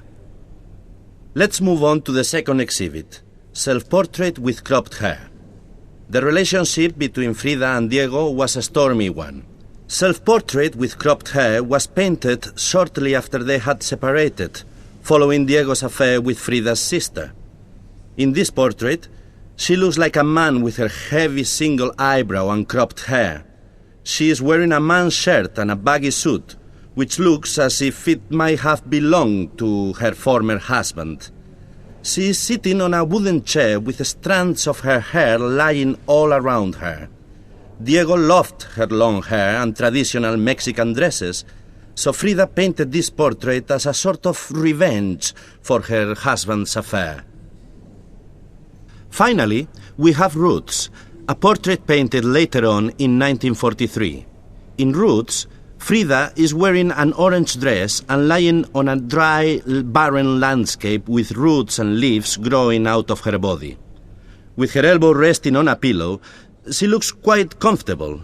In fact, in this painting, Frida does not appear to be anguished as in many of her self-portraits. She often goes back to the theme of nature, and here she seems to be nourishing the Mexican earth. This painting was completed after Frida married Diego Rivera for the second time. The couple were unable to have children, and Roots expresses Kahlo's desire for fertility and to be a part of the life cycle.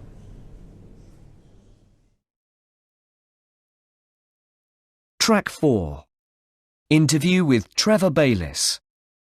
Trevor, let me start by asking you, what gave you the idea for the Clockwork Radio?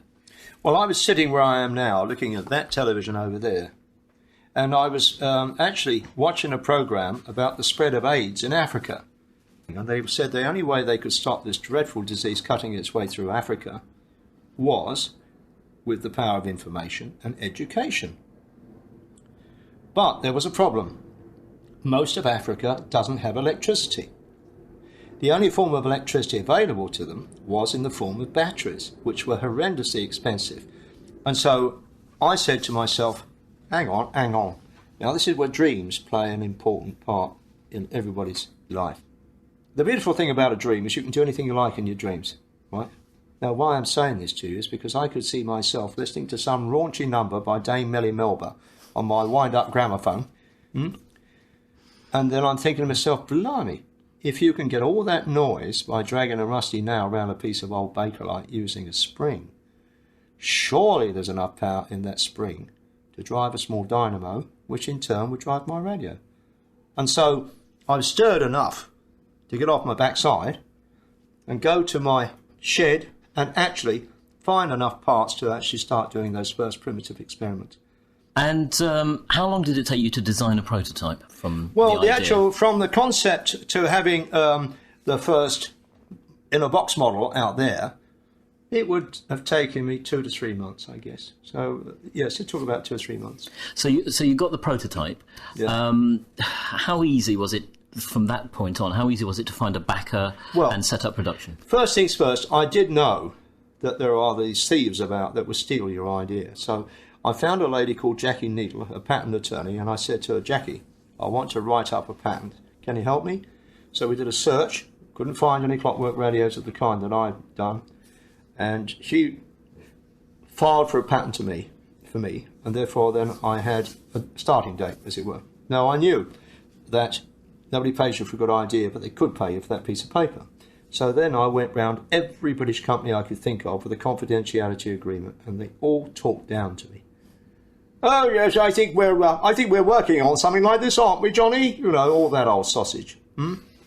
I mean, it was so humiliating. And in the end, quite frankly, after about 3 or 4 years of this, I thought, I've had enough of this. Why do I need this? I was 56 or something when this happened. So I was given a chance through the BBC World Service to meet up with the guys from the BBC Tomorrow's World programme. And they said, come on, we'll do the story. So the whole thing got off the ground. How long was it then before the production of them started? Well, the important thing was funding. The Tomorrow's World programme was seen by a fellow in South Africa, a chap from a company called Liberty Life. He came to my house here and we sat out there and he said, look, we can help you make this happen, providing we can share in its success. I said, of course. And so we formed a company called Bayless Generators, and he wrote a cheque for £750,000 whilst I was in this room. And how many radios are produced each month? Well, I'm sure that they might tell me differently, but I'm sure they must be doing 200,000 a month. And finally, what advice would you give to someone who had a good idea? Don't go down the pub and tell everybody about it. That's the first thing, right? Get on to the patent office, get their literature and read all about it, right? Nobody pays you for a good idea, but they might pay you for a piece of paper which says you own that idea. But remember, somebody might already own that idea, so you must do a search first. There's no excuse afterwards. Track 5. A. Biology. Biologist. Biological.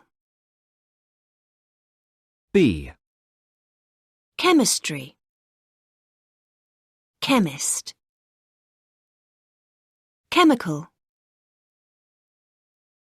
C. Economy. Economics. Economist. Economic. D. Genetics. Geneticist. Genetic. E. Maths. Mathematician. Mathematical. F. Science. Scientist. Scientific. G. Technology. Technologist. Technological. Track 6. Oh, I'm so pleased you can stay here while we're away and keep an eye on the place. No problem. It'll be nice to have a change of scenery for a couple of weeks. Now, there are a few things I need to tell you. Did you get the keys in the post? Yes, I've got them here. OK. To open the front door, you need the small key. Right. You need to turn it twice anti-clockwise. OK. And I suppose the big key is for the back door. Exactly. Now, if you need the heating on, you just need to turn up the thermostat. OK. And where do I do that? There's a dial in the hallway between the sitting room and the kitchen. Just turn it until it clicks. Right. And then make sure you turn it down again before you go to bed. Of course. Right. The TV's in the sitting room, and you use the silver remote control to switch it on and off, and the smaller black one for changing channels. Are you likely to watch a DVD? No, it's OK. Now what else? The smoke alarms are always going off in our house. The best thing to do is to have the fan on when you're cooking. Just press the red button above the cooker to turn it on. You can't miss it. And if the smoke alarm goes off, just stand under it and wave your arms. OK. Is there anything else? Oh, yes, I know what I haven't told you. Do you like coffee? Yes, I love it. Well, there's a coffee machine next to the cooker. It's very easy to use. Basically, plug it in at the wall, and the on-off switch is at the back of the machine. Then you put a filter into the filter holder and put the coffee into the filter. Put water into the thing above it and make sure the lid's on tight. Then put a cup under the place where the coffee comes out. The machine will warm the water up to the right temperature, so you just have to wait a few seconds. When the cup's full, take it off and your coffee's ready. Anyway, I'll leave you the proper instructions. Oh, good. Thanks. That's it then. Oh, and Molly needs a walk twice a day, and don't forget to let her out before you go to bed. We wouldn't like her to have an accident. Molly? You didn't mention... Oh, didn't I? Oh, she's no trouble. Are you? Yes. Oh, yes. Oh, you're lovely. Down, girl, down. Oh, no. Track 7. A. Drizzle. Lively. Physics. Urban. B. Attractive. Cosmetics. Encourage. Meander. C. Company. Genius. Genuine. Traveller. Track 9. Joe Smedley. Children are much easier to reach with advertising than adults are. They like it and they pick up on it really fast. So it's the advertiser's job to capitalise on this. We have a term, pester power, which means the marketing potential of children nagging their parents to spend money. And I'm not just talking about toys here. Our aim is getting children to pester parents to buy something for the whole family, like a holiday or a car. What we try to do is to produce adverts that appeal to both children and adults. Another key concept for advertisers is the playground pound. Children want what their friends have. Playground credibility is very important. In other words, brands give children a sense of identity and help them fit in with a peer group. So you can see children are a very important market for us, and in return, we like to promote education. This is something that's already happening in America. Companies donate free computers, and in exchange, they can advertise their brands on book covers and posters.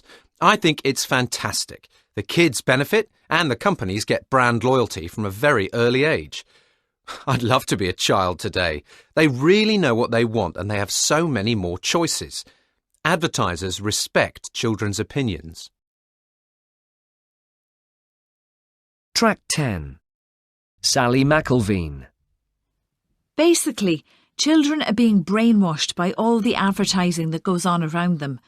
Quite honestly, if the children in my school remembered any of their schoolwork as well as they remembered the advertising jingles they hear on television, my job would be a pleasure.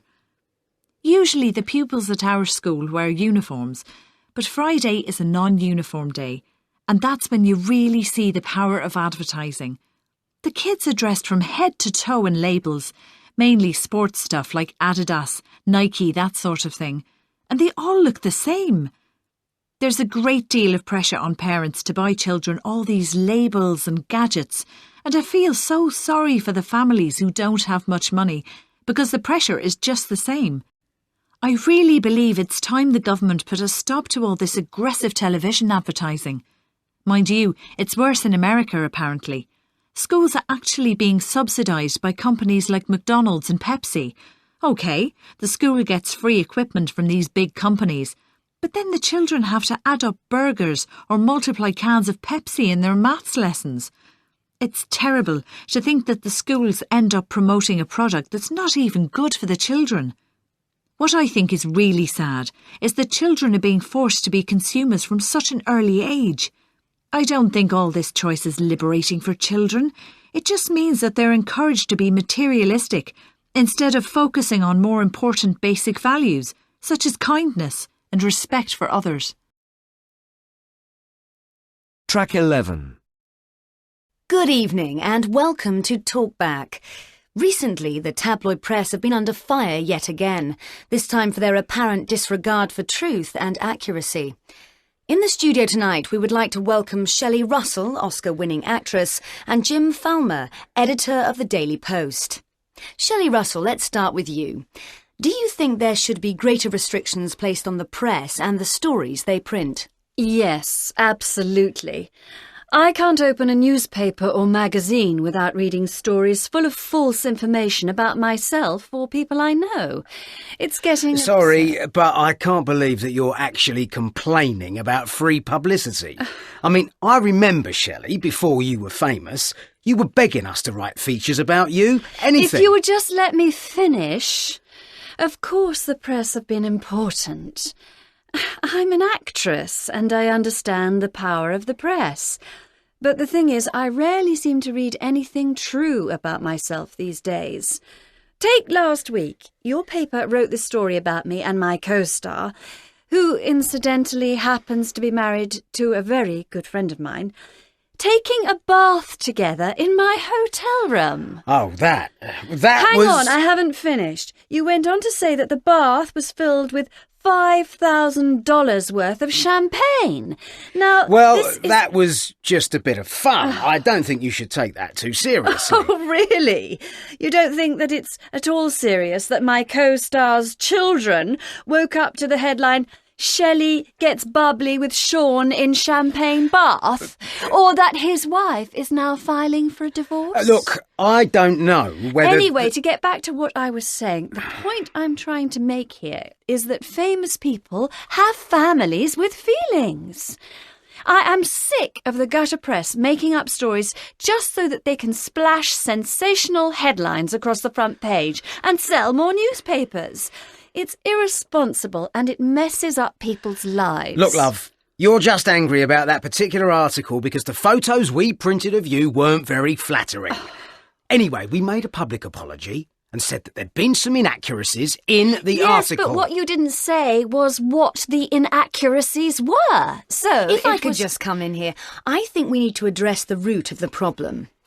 Jim Falmer, why do certain newspapers continue to print these stories when it's obvious that they are not true? To increase circulation and make more money. If you would let me answer the question, I think we have to look at the relationship between fame, the public, and the press. The public are fascinated by fame and scandal, and they love to read about their favourite stars. The problem is, it's not always clear what's true and what isn't. I mean, if a newspaper prints something scandalous or embarrassing about a famous person, they're bound to deny it. But that doesn't mean it's not true. Are you trying to say... No smoke without fire, if you ask me. Well, I'm sorry to interrupt you, but we'll carry on after this short break for some travel news. Track 12. A. What I love about Peter is his wicked sense of humour. B. The thing I can't stand about this country is the weather. C. What I really hate about my job is having to work at weekends. D. What I find annoying about politicians is that they never give a straight answer. E. The thing I find most difficult about English is the spelling. F. What I would really like to do is to take a year off. Track 13. 1. Excuse me, do you mind if I ask you, how do you feel about seeing this movie? A bit nervous, actually. I don't know quite what to expect, but I think I'm going to be scared. 2. Excuse me, are you feeling nervous about seeing this movie? Yeah, a little uneasy, I must admit. But I've brought my girlfriend, so I can hold her hand if I get scared. 3. How do you feel about seeing this movie? I'm looking forward to being frightened to death. 4. What are you expecting from this film? To be scared stiff, hopefully. 5. Do you think you're going to enjoy seeing this film? No. I don't think enjoy is the right word. But I've heard so much about it that I can't wait to find out what it's all about. In fact, I feel quite apprehensive. But I love horror films, and this one sounds as if it's going to be really scary. 6. Any expectations? Well, I've been visiting the website for a while now, and I'm really looking forward to finding out what happens. I expect it to be absolutely terrifying. Track 14. 1. So, how was it for you? Extremely disappointing. I wasn't the least bit scared. And you know from the start that everybody dies, so there's no suspense. Anyway, the characters are so annoying that I felt like killing them myself. It does not live up to the hype. 2. What did you think of it then? Absolute rubbish. My girlfriend fell asleep, and I spent the last half of the movie with my eyes shut. Not because it was scary, but because the camera angles made me feel sick. Don't see it if you suffer from motion sickness. In fact, just don't see it. 3. So, were you frightened to death? No way. After all the hype, it was a massive letdown. 4. What did you think? Ugh, overhyped nonsense. I spent most of the time waiting for something to happen. I feel completely disillusioned. 5. Did the film live up to your expectations? No, it didn't. I don't think I've ever been so bored in my entire life. And I still haven't got a clue what it's about. In fact, there's no story to speak of. This film is a perfect example of hype over substance.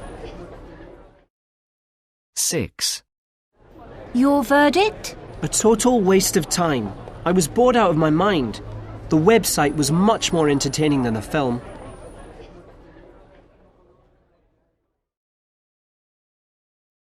Track 15.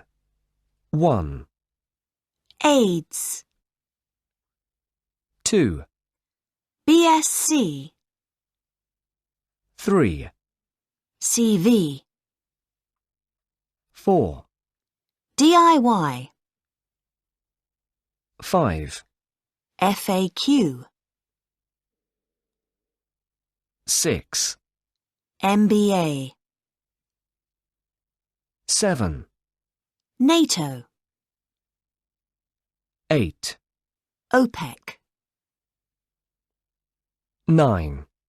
PhD. 10. PIN. 11. UNICEF. 12. VAT. Track 16. 1. Acquired immune deficiency syndrome. 2. Bachelor of Science. 3. Curriculum vitae. 4. Do it yourself. 5. Frequently asked questions. 6. Master of Business Administration. 7. North Atlantic Treaty Organization. 8.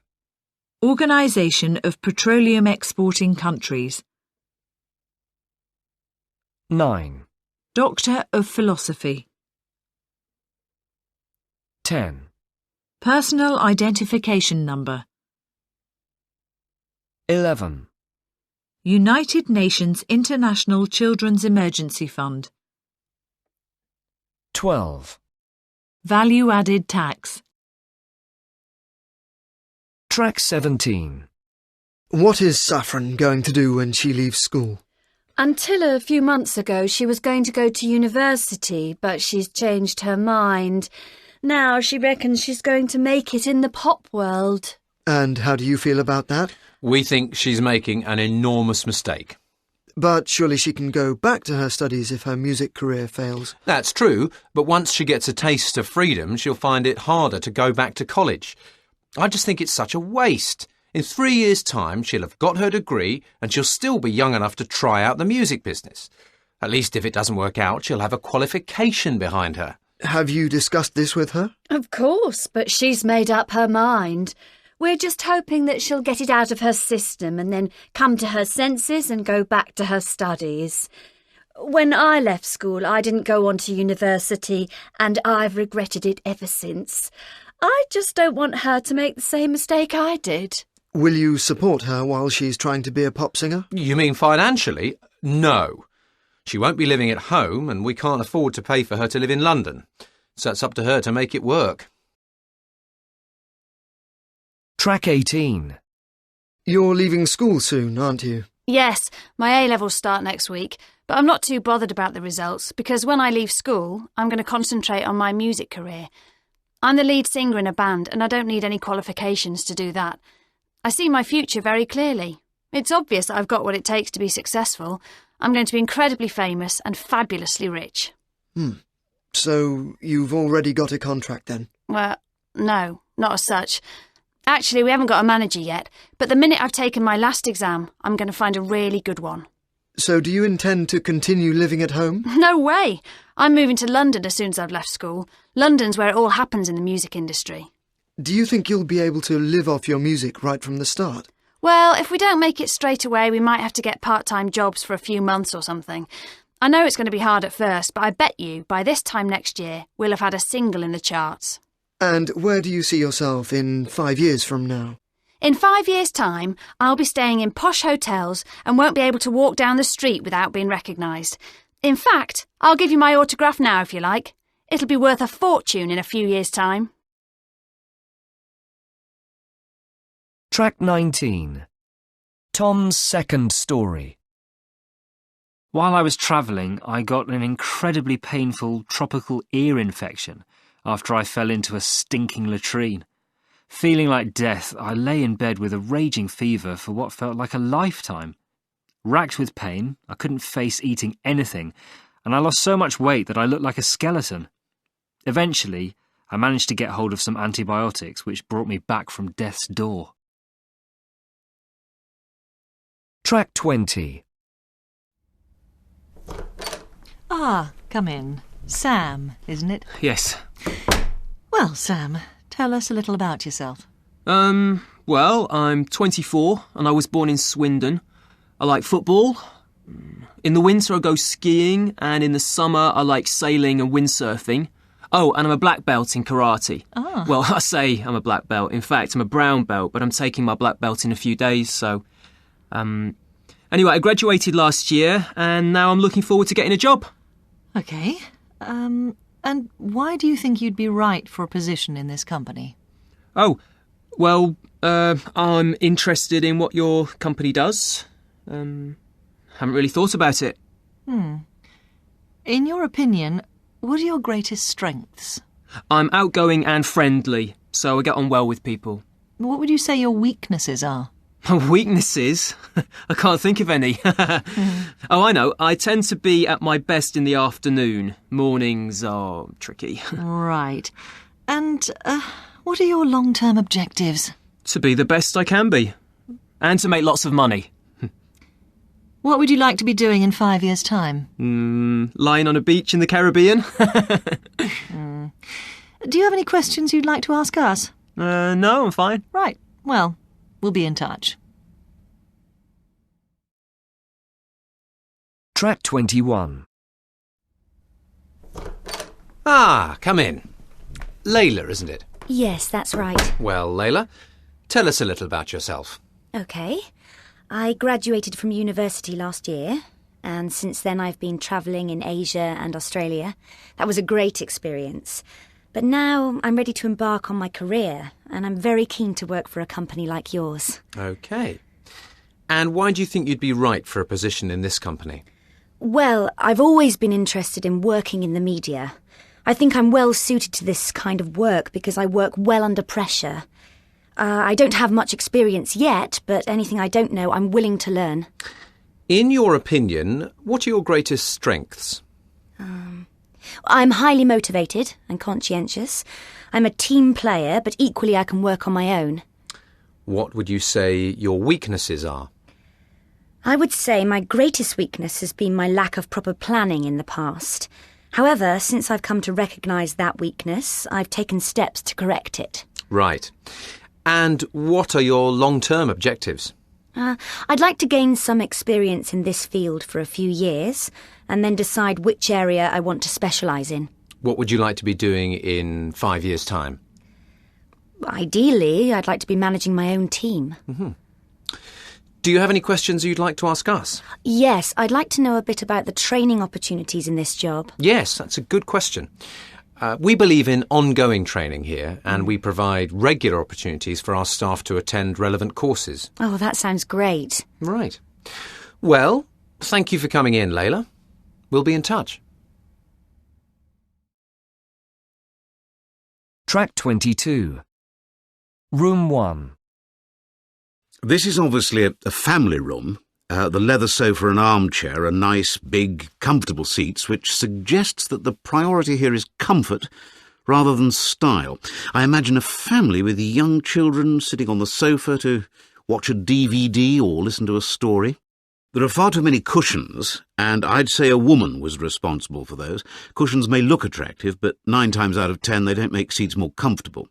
But that's typical of the different ways men and women approach homes. Men tend to be more practical, whilst women are more concerned with aesthetics. So with that in mind, I imagine a woman will have chosen the candlesticks and houseplants, and she will probably have been responsible for the family photos on the wall. There are loads of different colours in this room, with the green wallpaper, blue curtains and patterned carpet, but the big window and the mirror above the fireplace prevent the room from being too dark. The room is rather untidy, and I imagine both parents go out to work and so they don't have much time to tidy up. I think the people who live here are laid-back, sociable people who enjoy entertaining. I don't think they're the sort of people who would worry too much if someone spills a little wine on the carpet. Track 23. Room 2. This one's more difficult because there are very few clues here about the type of person who lives in it. I think it's a man because there are hardly any personal objects on display. For instance, there aren't any family photos around the place. But there's plenty of evidence to suggest that this is a successful career person, someone who spends most of his time travelling. There isn't really enough furniture to make this look like a home.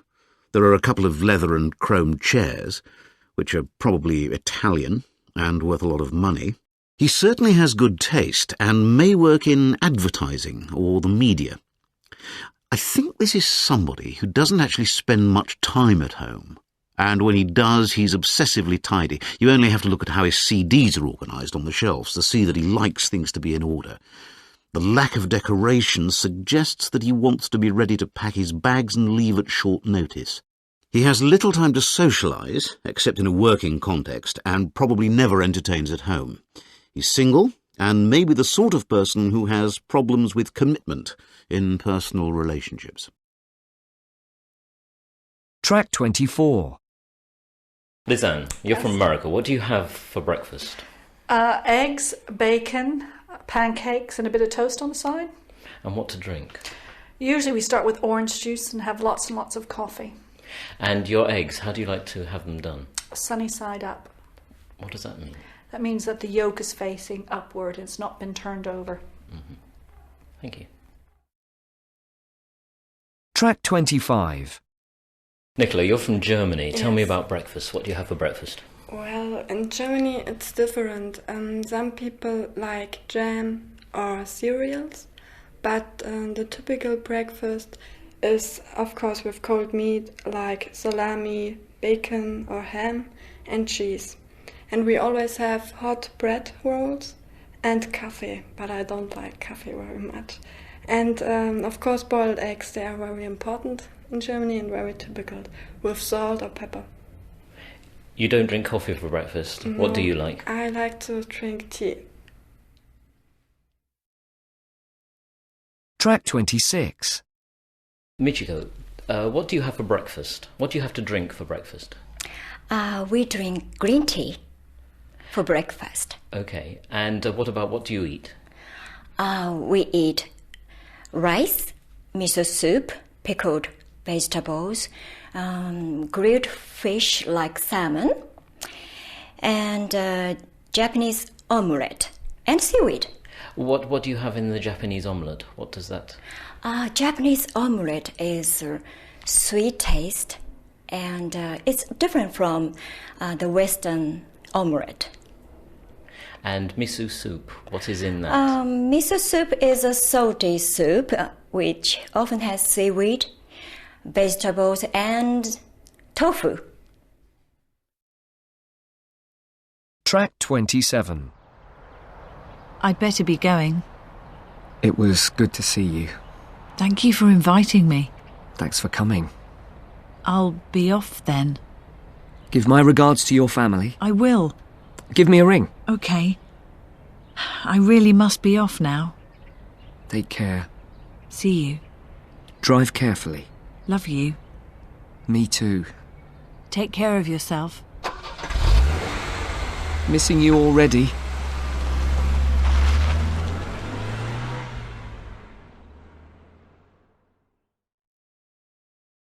Track 28. A. Fancy seeing you here. Oh, I come here all the time. B. You must come and stay again soon. I'd love to. C. Good to see you again. You haven't changed a bit. Nor have you. As gorgeous as ever. D. Safe journey. Thanks. I'll call when I get there. E. Long time no see. Yes, it must be over a year. F. What have you been up to? Not much. The usual. G. Thank you for everything. You're most welcome. H. Hi, how are you doing? Fine, thanks. How about you? I. We must get together again soon. Absolutely. That would be lovely. J. Keep in touch. I will. Track 29. A. Advertise. Evidence. Ornament. Thoroughly. B. Absolutely. Disappointing. Education. Television. C. Epitomize. Experience.